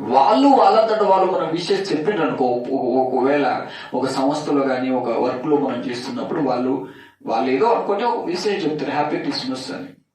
అది వాళ్ళ మనసులో దేవుడు మార్చాడు కాబట్టి విషయం చెప్తారు. మనం కూడా తిరిగి హ్యాపీ క్రిస్మస్ అని చెప్పచ్చు. కానీ మనం వాళ్ళు ఏదో మనం లాగాలి, మనలా మారవాలి, మనం ఏదో చేయాలి అని మనం తెలివి ఉపయోగిస్తాం. చూడండి, ఇక్కడ చిక్కుపోతాం మన శాతానికి. అప్పుడు వాళ్ళు ఏం చెప్తారు, వీడు క్రిస్మస్ మిషన్ పెట్టాడు కాబట్టి ఇప్పుడు నేను సంక్రాంతికి పెడతా. అక్కడ జరిగే పొరపాటు అదే. చెప్పరా లేరా? నేను అడిగాను, బాబు తిప్పేది పలకు పలిగిపోయినట్టుంది, నువ్వు ఏదో చేసావు రేపు ఫస్ట్ అంటే అది చెప్పడు. అంటే చెప్తావన్నా అంటే నువ్వే కదా వానికి క్రిస్మస్ విషయం చెప్పావు. నువ్వు చెప్పకుండా ఉంటే బాగుండేది. దేవుడు చెప్పమని, అందుకే ప్రతి విషయంలో వాక్యాధారం దేవుడు చెప్పమని మనకు అనలే. దేవుని బిడ్డలకు నువ్వు చెప్తే మంచిది. దాంట్లో దొంగ భక్తులు కూడా ఉంటారు. వాళ్ళు అనుకోకుండా సంక్రాంతి హ్యాపీ పొంగాలను కూడా పెడతారు. 4 సంవత్సరాల నాకు కూడా పెట్టేవాళ్ళు. కానీ నాకు అర్థం కాకపోయింది. అసలు నేను కూడా అప్పుడు ఎప్పుడది మా విజయ సిస్టర్ ఉన్నప్పుడు ఆమె అలాగే ప్రయత్నించేది. కొంతమంది ట్రిక్కులు ఉంటాయి, అది ఎలా యూజ్ చేయాలో తెలియదు. ఎవరైతే ఇంత మనోళ్ళే అని ఇట్లా కలుపులేదు. పందికి ఏముంటుందంటే అది గొర్రె పిల్ల తెలియదు, పంది పిల్ల తెలియదు. ఇప్పుడు నువ్వు హ్యాపీ క్రిస్మస్ అన్నంత మాత్రాన వాడు గొర్రె పిల్ల అయిపోతాడా? మరి ఎందుకు చెప్పావు? వాడు మనలో దైవత్వాన్ని గమనించి మన యేసయ్యకు విలువించి వాడి కనుక వెలుగనేది యేసయ్య ఈ లోకంలో వెలుగై వచ్చినట్టు నిజమైన స్టార్ అని వాడు తెలుసుకొని వాడు పెడితే అది దేవుడే వారికి మారు మనసు ఇచ్చినట్టు. అప్పుడు సేఫ్టీ అని చెప్పి తప్పేం లేదు. ప్రైజ్ ది లార్డ్, హల్లెలూయా. రేపు సంక్రాంతి పండుగ వస్తాడు, వాడు మళ్ళా హ్యాపీ పొంగల్ అంటాడు. ఇప్పుడు అన్నాడు, రేపు వాడాది మళ్ళా అంటాడు. ఇప్పుడు నేను చెప్పాను కదా అన్న, నాకు చెప్పావు అంటే నువ్వు చెప్పేవి కాబట్టి నీకు చెప్తాను. నువ్వు చెప్పేవు కదా నాకు హ్యాపీ క్రిస్మస్ అని, నీకు ఆనందం మీద నీకు తెలిసింది కాబట్టి నువ్వు కూడా హ్యాపీ సంక్రాంతి అని చెప్పు అని. ఈ మనిషికి ఏం అర్థం కాదు. ఎందుకు చెప్పాడు? ఫస్ట్ పొరపాటు పోయింది ఏంటంటే, అతను చెప్తే నువ్వు చెప్తే దాంట్లో ఫిట్ఫాట్ అయిపోతుంది, కానీ అతను చెప్పకుండా నీకు నువ్వే చెప్పావంటే స్టార్ట్ అయింది నీ దగ్గరే అన్నాను. అది తప్పు అవుతుంది అన్నా, అట్లా సంక్రాంతి పండుగ చేసినట్టు అవుతుంది అంటే. మరి నువ్వు బగారు వండుకున్నావు కదా, అది సంక్రాంతి పండుగ కదా. నువ్వు చికెన్ వండుకున్నావు కదా, అది సంక్రాంతి పండుగ కదా. మరి ఇది ఏంటిది అంటే ఇక మాట్లాడతలేదు. ఇక మనకు అధికారులు ఉంటారు, వాళ్ళు తెలియక ఏదో చెప్పేస్తారు. నువ్వు క్రైస్తవుడు కావు, హ్యాపీ పొంగల్ అంటే హ్యాపీ పొంగల్ అని చెప్తావు. నీ మనసు పెట్టి ప్రత్యేకంగా అది గొప్పది అని నువ్వు చెప్పకూడదు. వాళ్ళు తెలియక నువ్వు ఒకసారి క్రిస్మస్ నీకు నువ్వే పెట్టడం కాదు, వాడు అడిగితే హ్యాపీ సంక్రాంతి అని క్రిస్మస్ పెట్టినోడు మళ్ళీ పెట్టాడు అనుకో, సేమ్ టీ అని సెంటు కొట్టేసి కూర్చుంటు. అలాగని వాళ్ళతో తిరుగుడు, వాళ్ళలాగని ఎవడొకటి చెప్పారు కదా అని చెప్పేసి అది ఎందుకు అంటున్నావు అనేది మనకు తెలిసి ఉండాలి, వారికి తెలియదు. అది మనం ఇవన్నీ గ్రహించుకోవాలి. ఇవన్నీ ఆలోచించకుండా నేను అది చెప్పొద్దు. మరి ఎందుకు చికెన్ ఎందుకు తీసుకొని తింటున్నావు, మరి అది ఎందుకు పెట్టుకొని తింటున్నావు? దైవజనుడు పర్మిషన్ ఇచ్చిండా? దేవుడు ఇచ్చిండా?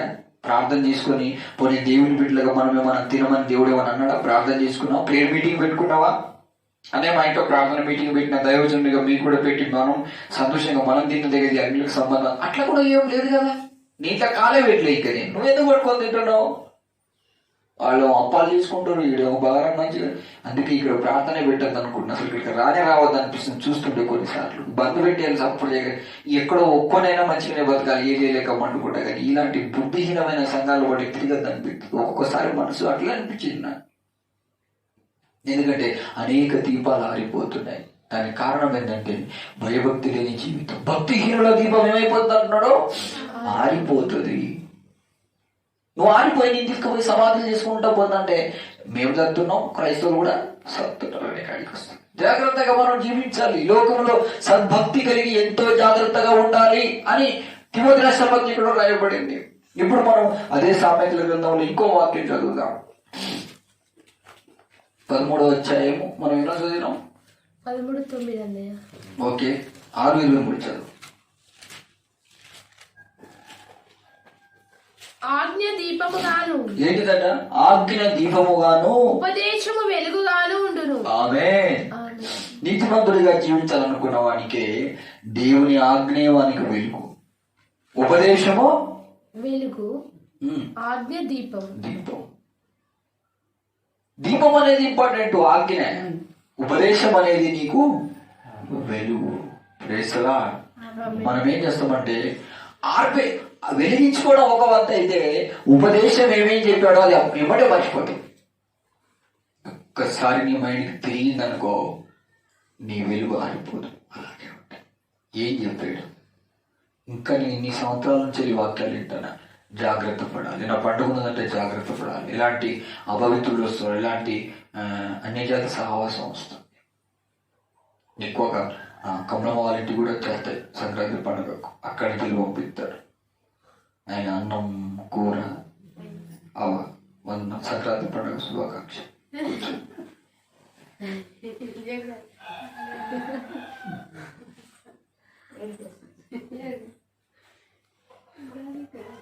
గమనించండి, ఈ అన్యులు అలాంటి పని చేస్తారు. మనము మనలో ప్రత్యేకతలు తీసుకునేంత వరకు ఎదురా మేము పండుగ మా పండుగ మీరు రారు, తినరారు, చేయరారు, పోరారు స్టార్ట్ చేస్తారు. ఎలా? ఈ చిక్కుముడి నుండి బయటికి వచ్చేది. వాళ్ళేమో పని లోకంలో కొట్టుకోపోతారు, మనమేమో ఆజ్ఞ చేత మన దీపం వెలిగించుకోవడం, ఉపదేశం ద్వారా వెలుగుతూ ఉండడం అనేది నేర్చుకోవాలి. అర్థమవుతుందా? అన్ని జనులకు వెలుగు ఎలా ఉంటాం మనము? ఆజ్ఞ మర్చిపోకుండా ఉండాలి కదా, ఉపదేశాన్ని అవలంబిస్తూ ఉండాలి. అప్పుడు నీ దీపము ఆరిపోదు, అది ఇంకా వెలుగుతూ ఉంటుంది. అది ఎక్కడ ఉండాలట? ఎక్కడ ఉండాలి అది? దీపస్తంభం అంటే ఏంటిది? మరి దీపస్తంభం అంటే ప్రత్యేకతలు కలిగి జీవించడము.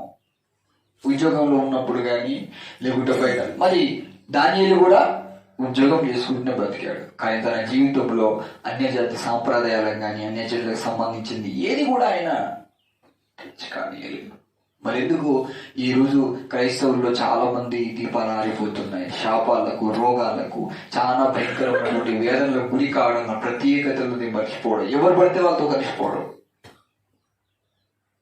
దేవుని బిడ్డలైతే నువ్వు దైవభక్తురాలు, ఈ వాక్యాలు ఎవరు ఇన్ని వింటారు? ఎవడైనా ఒక భక్తిహీనుడిగా మారిపోతే వాక్యం ఏం చెప్తున్నాడు, దైవజనుడు ఏం చెప్పాడు, మనం ఏం చేస్తున్నారా? కొంచెం కూర్చో.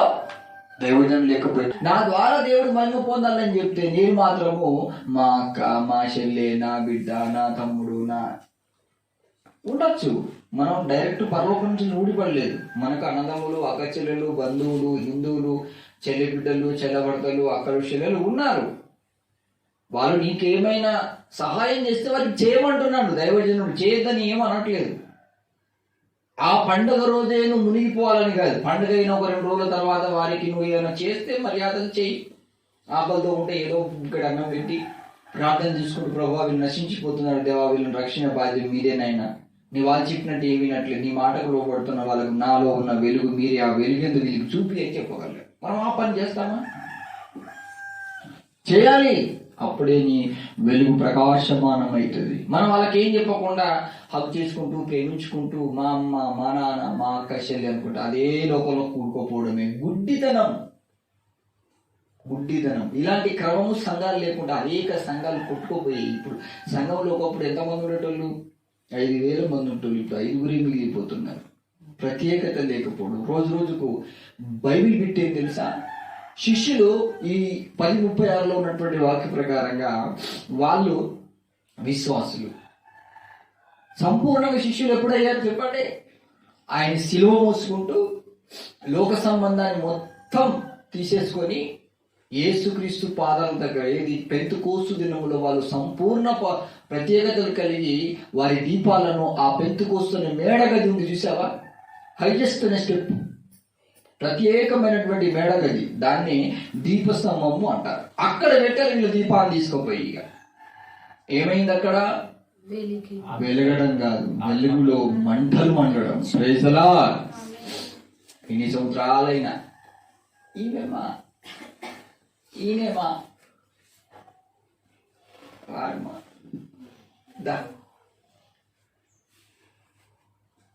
అందరినీ మిక్స్ చేసుకొని ఏం చేశాడు పౌలు?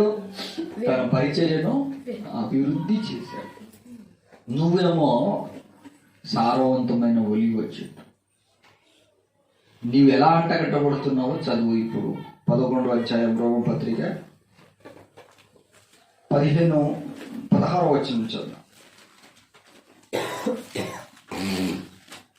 11-16. ముద్దలో మొదటి పిడికెడు ఏమంటున్నాడు? ముద్దలో మొదటి పిడికెడు పరిశుద్ధమైనదైతే ముద్దంతయు పరిశుద్ధమే. గట్టిగా స్తోత్రం చెప్తాం. హల్లెలూయా.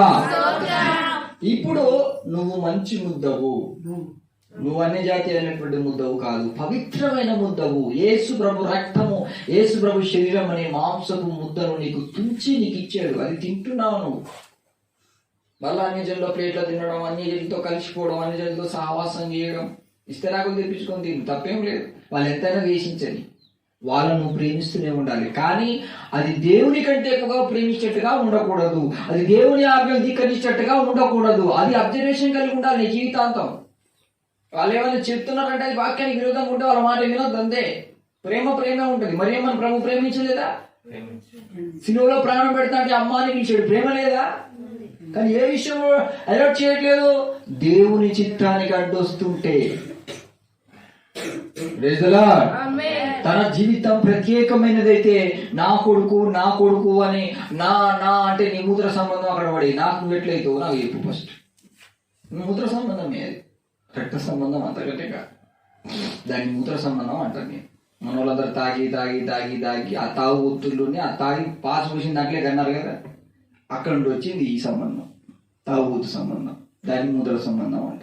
అక్కడ తాగి ఉచ్చపోసుకొని దాంట్లో పడి ఉండేది తాగి కళ్ళు తాగి ఉంటే ఆ కళ్ళు తాగిన ఆ కంపులోనే కంటే పుట్టిన ఆ పుట్టుకకును యేసుల రక్తం చేత కడగబడి మన పవిత్రంగా ప్రత్యేకించినటువంటి ఆ సంబంధానికి చాలా డిఫరెన్స్ ఉందండి.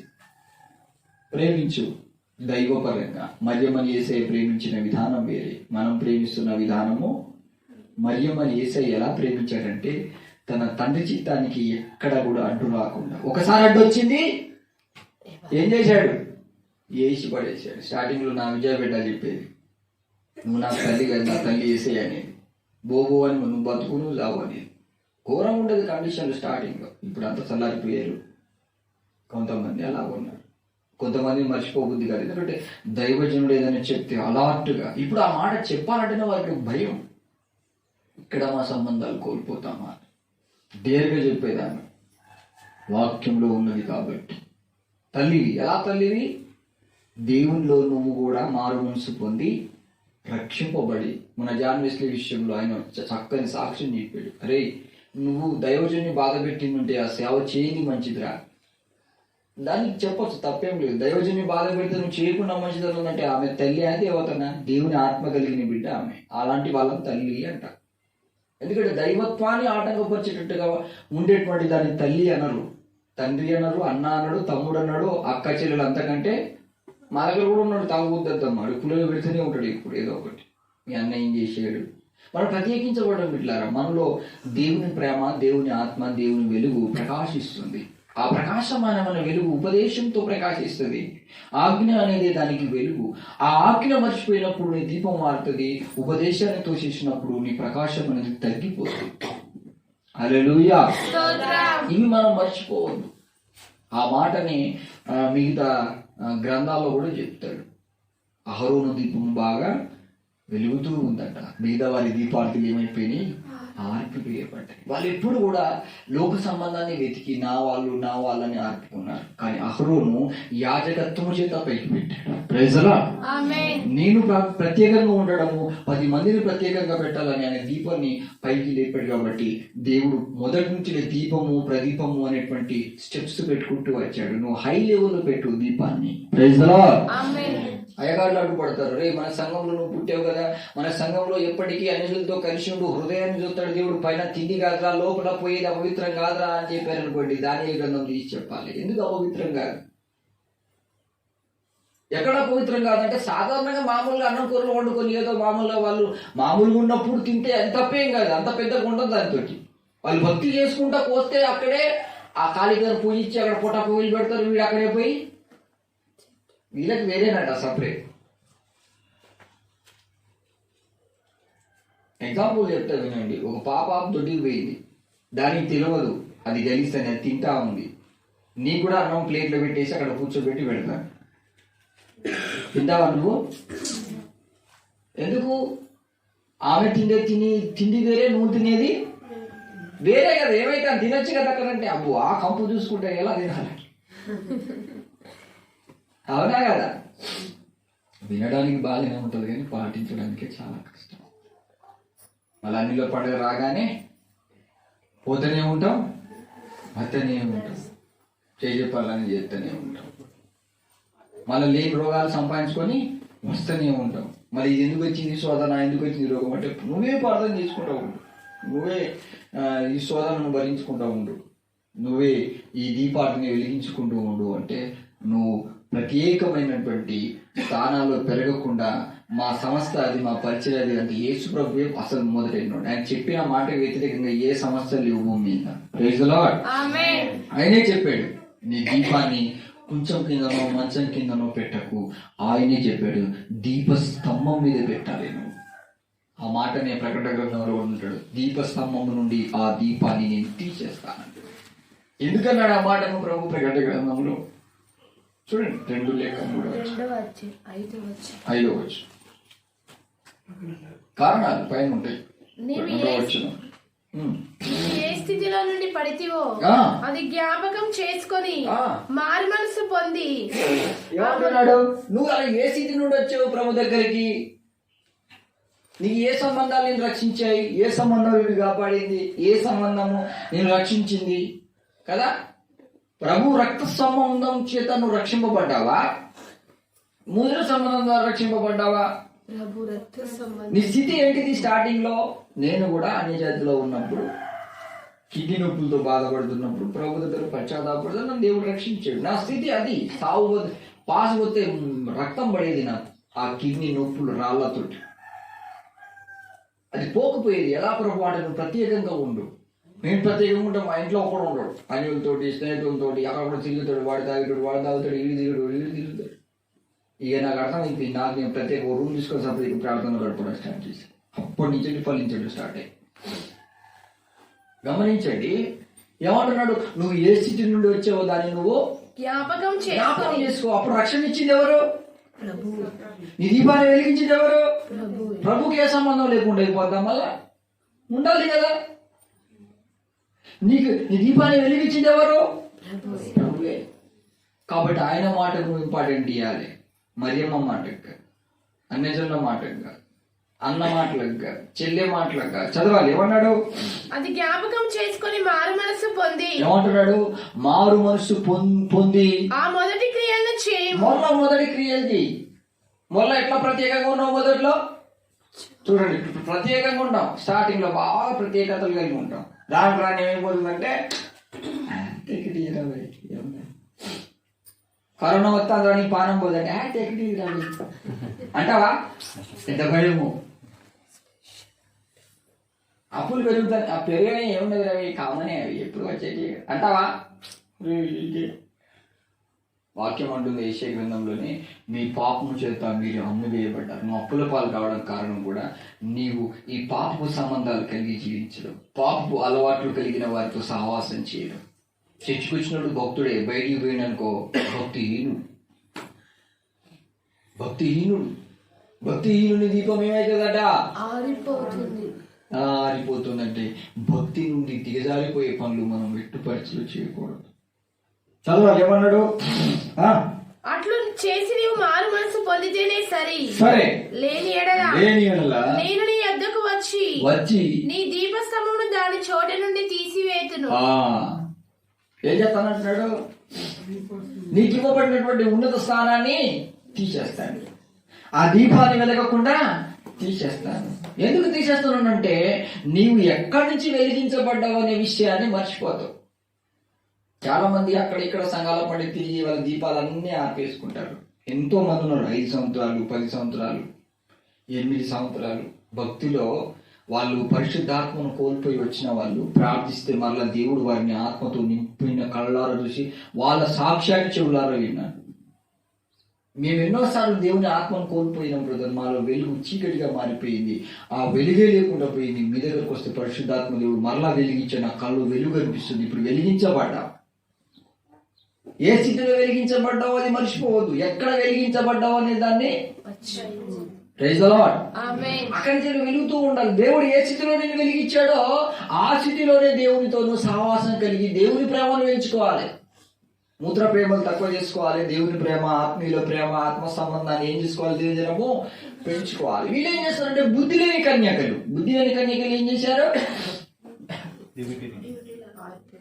ఆరిపోతా ఉంటే హాయిగా తింటున్నారు, నిద్రపోతున్నారు, కానీ మా దివిటీలు వెళ్ళి ఆరిపోతున్నాయి అనే సోయే లేదు. సడన్గా ఆడవేస్తారు. ఇక అయ్యా మేము ఆరిపోయాం నాయన, మా కోసం ప్రార్థన చేయండి నాయన, అయ్యా మా కోసం ఇలా సమస్యలు ఉన్నాయి తండ్రి ప్రార్థన చేయండి ఆయన. ఎంతమంది కోసం చేస్తాను? ఇన్ని వాక్యాలు ఇన్ని సంవత్సరాలు ఉంటున్నాను, నువ్వే ప్రత్యేకంగా బ్రతకకుండా నీ జీవితాన్ని వెలుగుమయంగా మార్చుకోకుండా జీవిస్తున్నా బుద్ధిహీనుడివి. ఇన్ని విన్న నీకోసమే ఇన్ని సంవత్సరాలు నాశనం చేసుకుంటే ఇక నిన్ను ఎదుర్కొని ఎంతసేపు అని కూర్చుంటాను. అందుకే అన్నాడు, నీవు ఈ 12 గోత్రాలు కదా అన్ని జనులు కూడా నీవు వెలుగుకరంగా ఉంటావు. పౌలు అన్నాడు, నేను వెలుగుకరంగా ఉండాలి అంటే నేను మొదటి ముద్ద పవిత్రంగా ఉండడం చూసుకోవాలి. ఫస్ట్ నీ ఇంట్లో నువ్వు మొదటి వ్యక్తివి కావచ్చు రక్షణ పొందుకున్నది. ఆ మొదటి వ్యక్తివైన నీవే యేసయ్య లాంటి ప్రత్యేకతలు కలిగి జీవించాలని నేర్చుకోవాలి. ఇప్పుడు రోమపత్రిక చదువుదాం.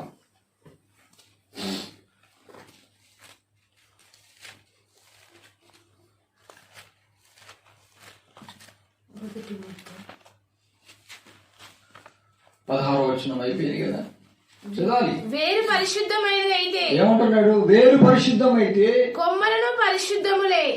అయితే కొమ్మల్లో కొన్ని విరిచివేయబడి అడవి ఒలివ కొమ్మవై ఉన్నా నీవు వాటి మధ్యన అంటు కట్టబడి ఒలివ చెట్టు యొక్క సారవంతమైన వేరులో వాటితో కలిసి పాలు పొందిన ఎడల అతిశయింపకము. ఆ, నీవు అతిశయించితివా? ఆ.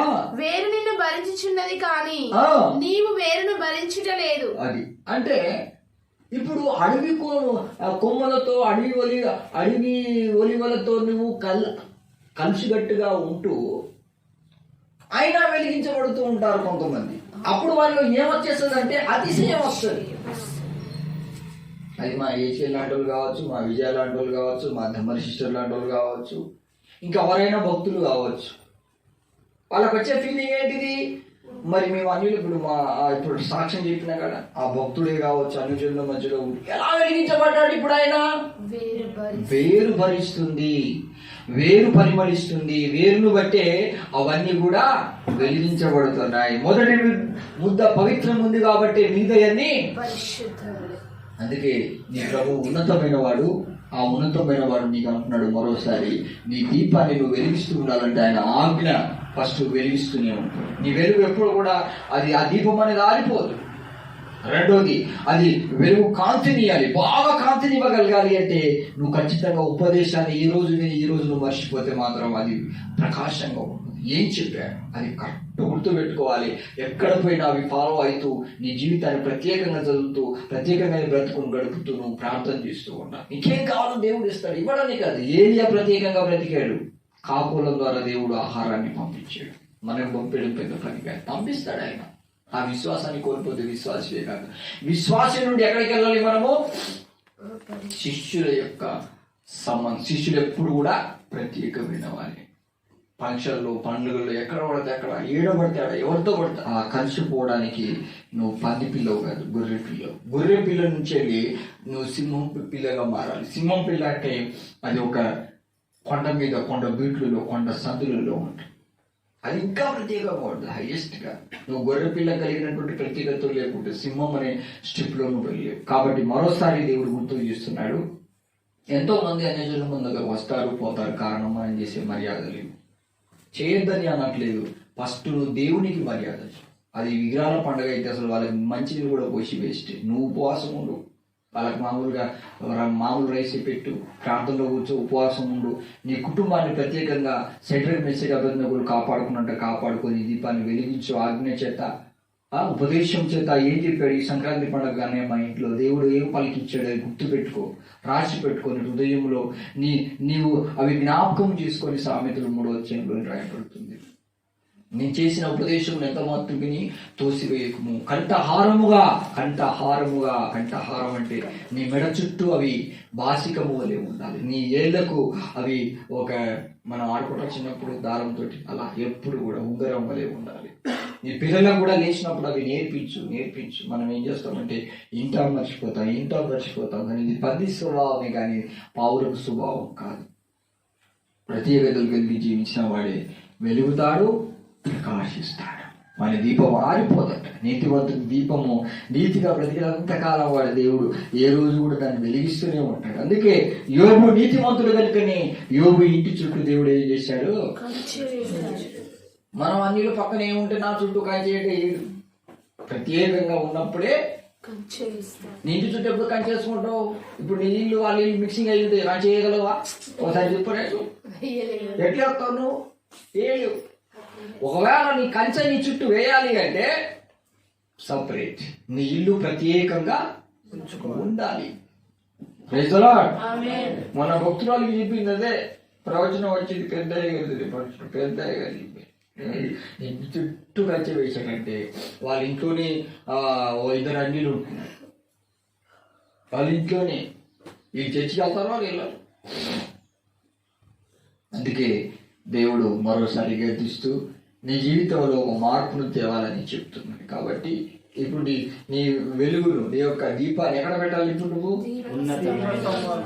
దీపస్తంభం మీద, ప్రత్యేకతలు కలిగినటువంటి ఉన్నత స్థలం మీద పెట్టడం ప్రారంభించు. ఎన్ని శోధనలు ఆటంకాలు వచ్చినా, అన్ని జనులకు మనకు సహవాసం, తల్లిదండ్రులైనా అన్నదమ్ములైనా ఎవరైనా కావచ్చు, వారికి మనకు రుణపడి ఉంటే వారికి ఇవ్వాలి, చూడాలి. నేను చూస్తుంటే వాళ్ళని చూడు, తప్పేం లేదు. కానీ ఈ అన్యజనుల సహవాసం అనేది దేవుని ఆజ్ఞ వ్యతిరేకమైన పనులు మీరు చేయకూడదు. దాని ద్వారానే మన దీపాలు ఏమైపోతున్నాయి అంటే ఆరిపోతున్నాయి. హల్లెలూయా. వెలగాలనుకుంటున్నాడా దేవుడు? లేక ఆరిపోవాలంటున్నాడా? ఎలా వెలుగుతావు అంటుంది? ప్రత్యేకంగా అక్కడే ఉంది చూడు అక్కడ. నీ వాక్యము నా పాదములకు దీపము, నా తోవకు. ఆయన వాక్యమే నీకు వెలుగు. దేవుని వాక్కు అనేది నీ హృదయంలో నింపబడుతూ ఉండాలి. ఏ రోజు ఏం చెప్పాడు, ఎలా బ్రతికాము, ఎలా జీవించాము అనేది. కాబట్టి ఈ రోజు నుంచి నీ యొక్క దీపాన్ని ఎక్కడ పెడతావు? దీపస్తంభం మీద. ఎక్కడ పెట్టాలి అంటే ఏంటిది? ప్రత్యేకమైనటువంటి ఉన్నతమైనటువంటి స్థానంలోనూ దాన్ని ఉంచడానికి ప్రయత్నించు. Praise the Lord. అందుకని ఆయన తల్లికి వస్తూ చదువుతాం. 13వ వచనంగా చదివి మనం 11, 13వ వచనం, ఇంకా 14, 15 2 వచనాలు చదివించి ప్రార్థన చేసుకున్నాం. చదవాలి. 11:13. పరలోకమందున్న మీ తండ్రి తన్ను అడుగు వారికి పరిశుద్ధాత్మను ఏమంటున్నాడు? పరిశుద్ధాత్మను ఎంతో నిశ్చయముగా అనుగ్రహించిన నేను. వెలుగంటే అదే ఆయన ఆ ఆత్మే మనకు వెలుగు. ఫస్ట్ నువ్వు అడగాల్సింది లోక సంబంధాన్ని కాదు. ప్రభువా నీ ఆత్మను నాకు. నీ ఆత్మ ఇక్కడ పనిచేస్తుందా, పని చేయట్లేదా? అపవిత్రుల మధ్యలో పరిశుద్ధాత్మ దేవుడు రాడు. పవిత్రంగా ఉండు, ఖచ్చితంగా పరిశుద్ధాత్మ దేవుడు పనిచేస్తాడు. ఆయన రానటువంటి అపవిత్రత అక్కడ ఉంటే ఆయన రాడు. అక్కడి నుంచి మనమే వెళ్ళిపోవాలి. అక్కడి నుంచి ఇక్కడ ఉంటే పరిశుద్ధాత్మ దేవుడు రావడం లేదు. అపవిత్రుల దగ్గరికి పరిశుద్ధాత్మ దేవుడు రాడు. ఎవరు వస్తారు మరి? దయ్యాలు వస్తాయి. నీచమైన పనులు చేస్తేనే మంత్రాలు వస్తాయి కదా. బూతులు తిరిగితేనే వాళ్ళ దేవతలు ప్రత్యక్షమవుతారు. కానీ నీ నోట్ను అదుపులో పెట్టుకొని పవిత్రంగా ఉంటే నీ పరిశుద్ధాత్మ దేవుడు నీలో జీవాన్ని ఇస్తాడు. కాబట్టి గమనించు, ఇక్కడ ఏమన్నాడు? 13వ వచనంలో తన అడుగు వారికి పరిశుద్ధాత్మను నిశ్చయముగా ఇస్తా అంటున్నాడు. అయ్యా అంటున్నాడు. అయితే ఆ పరిశుద్ధాత్మ దేవుడు నీకు దీపం అయి ఉంటే ఆ దీపాన్ని నువ్వు ఎప్పుడు కూడా కాపాడుకో. 11:33 చదివి 33 చదవాలి. 11:33. ఎవడును దీపము వెలిగించి ఎవడును దీపమును వెలిగించి చాటు చోటునైనను కుంచము క్రింద పెట్టడు గాని లోపలకు వచ్చు వారికి వెలుగు కనబడుటకు దీపస్తంభం మీదనే పెట్టును. అంటే ఏంటిది? ఇప్పుడు నువ్వు హై లెవెల్ లో పెట్టుకుంటే నీ ఇంట్లోకి వస్తా అంటారు. వెలుగు ఆ స్వార్థ వారికి మరుగు చేయబడ్డది. చీకటి మనోనేత్రాలకు గుడితనం కలిగి ఉంటే వెలుగు వాళ్ళకు ఆ వెలుగు కమ్మినప్పుడు వారిలో అజ్ఞానత, విగ్రహారాధన, వాడు చేసే అక్రమాలు, వాడు చేసే పాపాలని ఆటోమేటిక్ గా బయటికి ఎక్కడికైనా పోవాలి. కానీ ఆ దీపస్తంభం ఉన్న ఇంటికి పొరపాటున పోతే ఏమవుతుంది? ఇప్పుడు నేను వెలుగు కింద ఉన్నా, నా ముఖం అనిపిస్తుందా లేదా? కనిపిస్తుంది. నా బట్టలు, నా చేయి మంచిగా ఉన్నదా, శుభ్రంగా ఉన్నదా లేదా? కనిపిస్తుందా లేదా? చీకట్లో ఉంటే ఎలకలు నా చుట్టూ తిరిగి కూడా కనిపించు. నా ఎన్ని మరకలు ఉన్నాయో కూడా కనిపించదు. ఇప్పుడు మరకలతో, పాపాలతో, లోకంలో అన్యాయాలు, అక్రమాలు, పాపాలు, అనేక దుర్నీతితో నిన్న వారు మన ఇంటికి వస్తూ ఉంటారు, పోతూ ఉంటారు. కానీ నీ వెలుగులో వారి అక్రమాలు బయట కనిపించు. అదే కీర్తన గ్రంథంలో దావీదు అంటాడు, నీ వెలుగులో నా రహస్య పాపములను నీవు తెలియజేస్తున్నావు. ఖచ్చితంగా కనిపిస్తాయట అక్కడ వెలుగులో. ఎవడైనా నీ ఇంట్లో అడుగు పెడితే వారి బతుకంతా బయటపడాలి, తెలిసిపోవాలి. వాడి ఎక్రమాలు, నేను పాపంలో తెలిసిపోవాలి. అది నీవు పెట్టిన వెలుగు అందరికీ వెలుగుమయంగా ఉండాలంటే. అసలు వాడు అక్కడికి వస్తాడా? వెలుగుని అక్కడికి దయ్యాలు వస్తాయా? భయపడతారు వాళ్ళు. అమ్మ అక్కడికి వెళ్ళకరాయన నీ బయటపడుతుంది, అక్రమాలని బయటపడతాయరా, తిన్నయి తాగినాయి, ఎందుకు దేవుడు చెప్తాడరా? ఈ దేవుడు ఏమో ఏం చేసినా ఏం చెప్పాడు ఈ అంటాడు. కానీ ఈ దేవుడు అలా కాదు. ఫలాని ఎర్ర షర్ట్ వేసుకొని పచ్చడి టోపీ పెట్టుకున్న భక్తుడా, ఫలాని వ్యక్తి మీద పొగబడుతున్నావు, జాగ్రత్త. వచ్చేసింది వెలుగు. దేవుడు ఎప్పుడైతే అగ్ని స్తంభంగా దిగి వచ్చేదో ఇజ్రాయేలు ప్రజలకు ఏమైంది? ఆజ్ఞలు వస్తున్నాయి. భయపడ్డారు వాళ్ళు. వామ్మో అగ్ని వచ్చింది, ఆజ్ఞలు వస్తున్నాయి. ఆజ్ఞే కదా అక్కడ దీపం, ఉపదేశమే కదా అక్కడ ప్రకాశమానమైన వెలుగు. హల్లెలూయా. ఎంతో మంది అక్కడికి వస్తారు, పోతారు. వాళ్ళ చీకటి రహస్యములు ఏమి వారికి తెలియదు. వారు ఎన్ని అక్రమాల్లో, ఎన్ని పాపాల్లో ఉన్నారో కూడా. అందుకనే ఒక గారెడి సీమోను పౌలు దగ్గరికి వచ్చాడు. ఏమంటాడు? సమస్త దుష్టత్వముతో కూడినటువంటి చీకటి సంబంధి అపవాది కుమారుడా, నీలో చాలా అక్రమాలు నాకు అనిపిస్తున్నాయి, నా దీపములో నీ నీ పాపాలు బంధకాలు ఉన్నాయిరా అని అక్కడ అపొస్తలుల కార్యంలో గారడీ సింహమునకు పౌలు గద్దిస్తాడు. దుర్నీతిలో నిండినవాడా, నీలో చీకటి క్రియలు ఉన్నాయి, తీసేసుకో అంటాడు. అందుకని నువ్వు గమనించు, నువ్వు వెలుగులో ఉంటే చీకటి క్రియలు చేసేవారు కూడా నీ ఇంట్లో పెట్టడానికి భయపడతారు. వాళ్ళ ఇంట్లో వసాగానే వాళ్ళ రహస్యాలన్నీ బయటపడతాయి. Praise Lord. మరి అలాంటి వెలుగులో నువ్వు ఉన్నావా, లేక అంత ఏమైతుందో ఏమో మాకే లేదు అని నీ దీపాన్ని పోయి నువ్వు మంచం కింద కూర్చొని కింద పెట్టుకున్నావా? వెలుగుందా నీలో? నగర పిల్లలు ఉంటారు, వాళ్ళు ఎక్కడ పోయినా వాళ్ళు కొన్ని చెప్తా ఉంటారు, వాళ్ళకి ఇది ఉందా, నీకు అది ఉందా. వెలుగుంటే అన్ని బయటపడేస్తాయి. దేవుడే బయటపడి తీసేస్తాడు. ఒక్కొక్కరు చీకటిలో ఉండేవాడు ఏమి చదవాలి. కిందనే అంటున్నాడు చూడు, ఎవడును దీపం వెలిగించి 34వ వచనం 11:34 నీ దేహమునకు దీపము నీ కన్నే గనుక నీ కన్ను తేటగానుంటే నీ దేహమంతయు వెలుగుమయమై ఉండును. అది చెడినదైతే నీ దేహమును చీకటిమయమై ఉండును. చదవాలి. కాబట్టి నీలో నుండి వెలుగు చీకటి అయి ఉండకుండా చూసుకో. ఏమంటున్నాడు? మనలో చీకటి ప్రవేశించేది కన్ను ద్వారా కూడా, నెట్ ద్వారా కూడా, టీవీ ద్వారా కూడా, ఒక మనిషిలో చూసే చూపును బట్టి కూడా పనిచేస్తుంది. అయితే మనలో వెలుగు చీకటి కాకుండా మనం ఎప్పుడు మన హృదయాన్ని ఏం చేసుకోవాలి? కాపాడుకోవాలి. వెలిగించుకోవడం గొప్పతనం కాదు, వెలుగు ఆరిపోకుండా కాపాడుకోవడము ప్రత్యేకతమైనటువంటి స్తంభము మీద పెట్టడమే. హల్లెలూయా. మరి ఈ రోజు నుంచినైనా ప్రత్యేకతలు కలిగి ఎక్కడ ఎలా ఉండాలి, ఎవరితో ఎలా మాట్లాడాలి, ఎవరిని ఎలా ప్రేమించాలి, ఎవరిని ఎక్కడ ఉంచాలనేది నువ్వు నేర్చుకోవడానికి ప్రార్థించు ఈ రోజు మొత్తం. హల్లెలూయా. కొంతమంది అన్నీ ఉట్టిగా ప్రేమలు వస్తూనే ఉంటాయి. వాళ్ళకి ఫోన్ వస్తేనే ప్రేమ కురిసిపోతుంది. వాళ్ళు ఎక్కడ కలితే అరే నువ్వు మా కాసామా మాసా ఖాసా మాసా మాసా ఖాసా మాసారు మాసారు మాసారు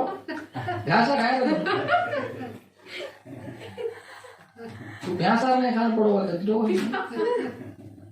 ఈ మాసార భ్యాస అవుతుంది. భ్యాస అంటే దున్నప్పుడు, మాసా అంటే బాబాయ్. దున్నపోతులాగా తిని గాడి నడిచే కదా నువ్వు. అప్పుడు నేను నవ్వేది, నీకు నాకు అనుకుందాం, నేను ఎట్లా మర్చిపోతాను. ఎక్కడెక్కడంతా శతశతారం వాళ్ళని చూడగానే అన్ని అంటే మనలో వెలుగు ఇంకా లేదు. దేవుని వెలుగుంటే వీడిలాంటి వ్యక్తి కాబట్టి వీటితో నేను చాలా జాగ్రత్తగా. వీడు వచ్చేసి మళ్ళా మనం తిన్నది మనం తాగింది మర్చిపోయినామని వాడు ఏం చేస్తాడు? మళ్ళా గతమంతా అయ్యా నేను వెలిగించబడ్డాను, వీడు చేయబట్టి నేను ఆగిపోతానేమో భయపడి వాడిని కొద్దిగా దూరం ఉంచి మనతో మాట్లాడేటప్పుడు మనతో ప్రవర్తించేటప్పుడు మనం ఎలా ఉండాలి? మనం అలాగా మా అక్క కొట్టేనన్నా వీడు వాడు కూర్చుంటే వాడు సినిమా చూస్తున్నాడు, వాడు టీవీ చూస్తున్నాడు, ఈయన కూడా మా దగ్గర షీట్ వేస్తాడు. వాక్యం ఏమంటుంది? ఇష్లో ఆలోచిస్తున్నాడుగా పాపలు మాలుగా పాసులు కూర్చున్న చోట్ల భక్తిహీనుల మార్గం నేను వెళ్ళను అంటాడు. వాడు చేసే తప్పని ఖండించలేము మనం. ప్రేమ గుడ్డి ప్రేమ గుడ్డి మనము ఎలుగుందా చీకటిందా? ఈ గుడ్డి ప్రేమలు ఉంటారు. రాకుండా ఉంటారు బంధువులు గిందులు, మా బాబాయ్ పిల్లలు మొత్తం వాళ్ళు అలాగే రావడం భయపడదు. వాళ్ళ దగ్గర రాగానే స్టార్ట్ చేస్తాయి. ఇంత ఏం చూస్తాను అంటే ఎందుకంటే అన్నో నీ దండం పెడతాను, నీకు అన్ని తెలిసిపోతే నీకు కొత్త అన్ని చెప్తావా నన్ను వద్దు, అందుకే నేను రాను. అందుకనే మనం ఏదైనా చీకటి సంబంధమైన అంధకారములో పాలివారై ఉండక ఎఫెసీయులకు రాసిన పత్రికలో వాటిని మీరు ఖండించుడి అంటాడు. మళ్ళా నువ్వు వెలుగు సంబంధి కాబట్టి ఆ చీకటిని ఖండించకుంటే ఖచ్చితంగా దీపం మారిపోయే అవకాశం ఉంది.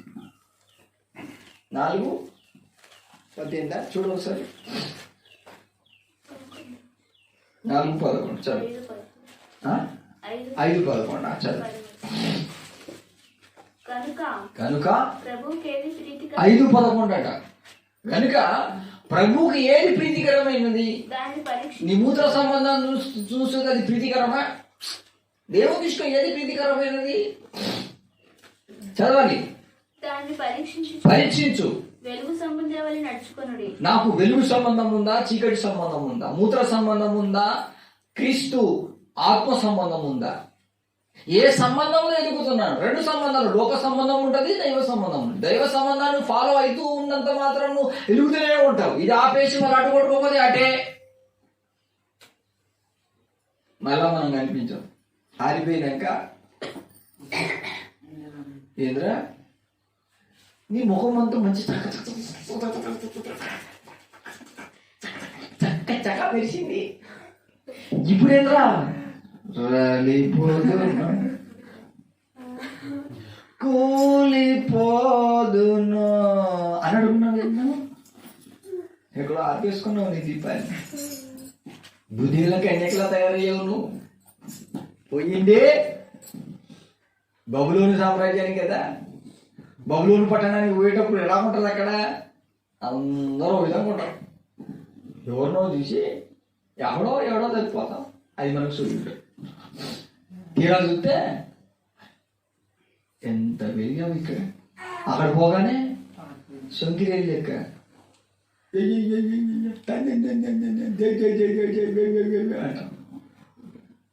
అయితే దేవుడి రోజున నేను ప్రేమిస్తూ, నేను ఎంతగానో ప్రేమిస్తున్నా ప్రభు అంటాను.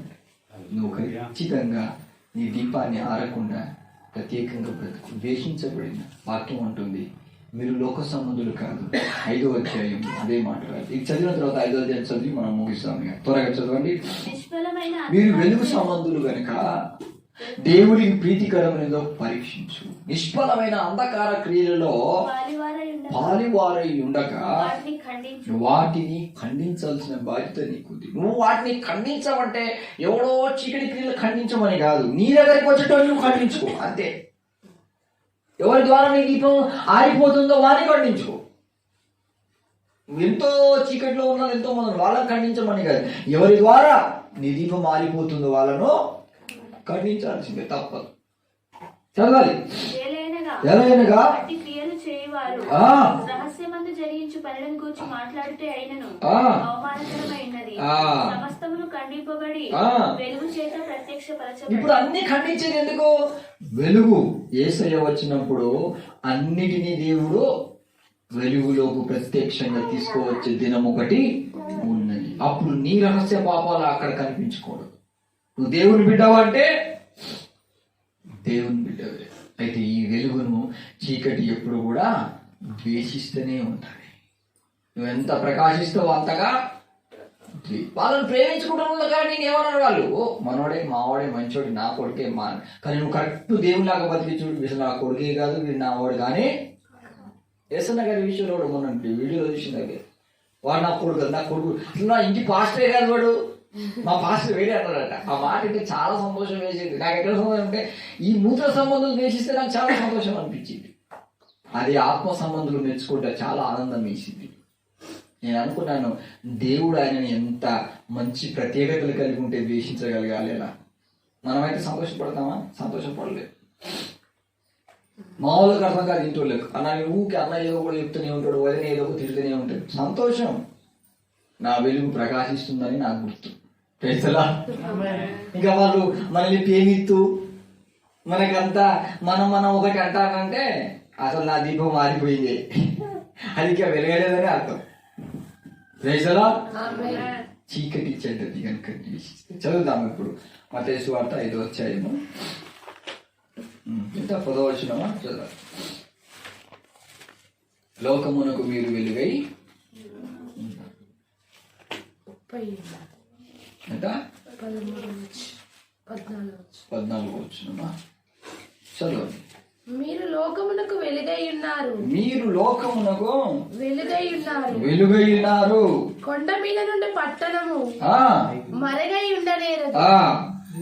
మనుష్యులు దీపము వెలిగించి అయిపోయింది కదా అది.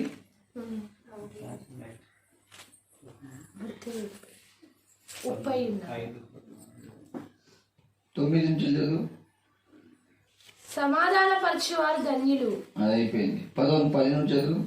నీతి నిమిత్తం హింసింపబడువారు ధన్యులు. కాదు, యోహాను సువార్త 3వ అధ్యాయం 20వ వచనం.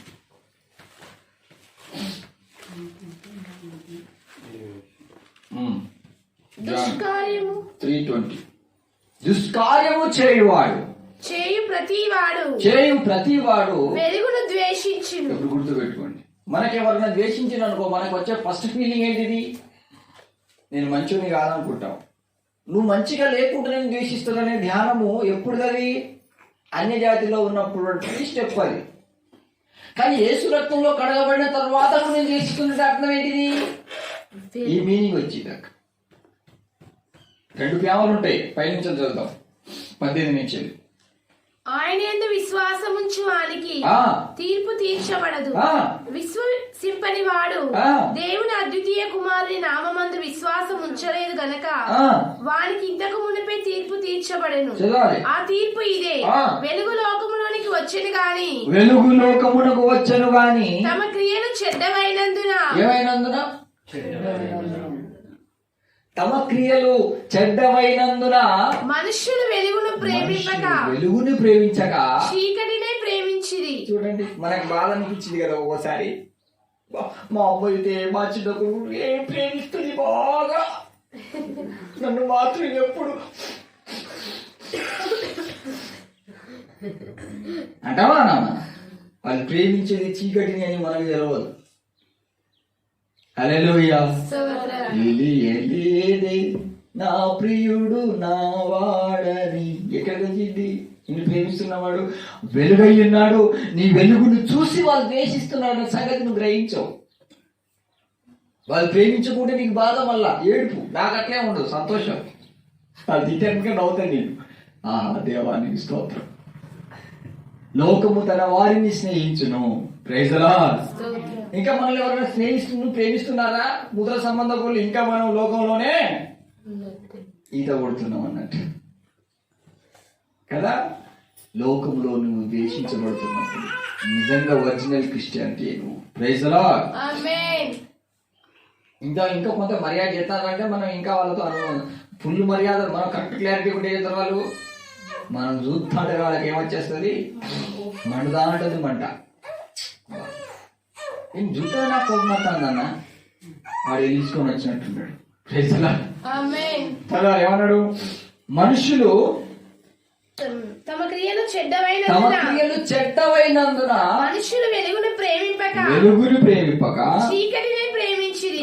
దుష్కార్యము చేయు ప్రతివాడు వెలుగును ద్వేషించును. ఇప్పుడు ఏ బాధ ఏంది? ఈ వాక్యంలో ఏంటంటే మా అత్త రాగిరి నన్ను బాగా మర్యాదలు చేసి కొళ్ళ అని బాగా ప్రేమిస్తే ఏమైనట్టు ఈమె బాగా మంచిది అట. ఆమె తిట్టిపోయింది అనుకో, ఏమంటారు? ఈమె మాతో తిట్టింది కనుక నేను మంచిదాన్ని కాదు, నా భర్త నన్ను ద్వేషించాడు కనుక నేను మంచిదాన్ని. పిచ్చోడివి. నీలో వెలుగుంది కాబట్టి వాళ్ళు ద్వేషిస్తున్నారు. నువ్వు వెలుగుతున్నావు. ఇప్పుడు ఈ వెలుగు పొరపాటు నన్ను వెలిగితే ఎట్లా అనే భయం వాళ్ళకి వచ్చింది ఫస్ట్.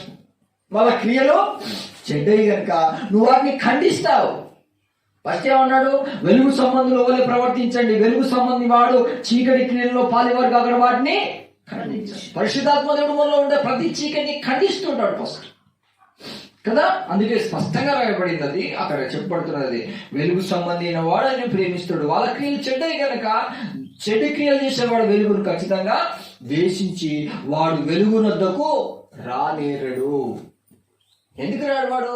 మన సంఘానికి మనతో సహవాసం అంటే ఆయన చీకటి క్రియలు ఎక్కడ ఆయన పోయినా ఈమె రండి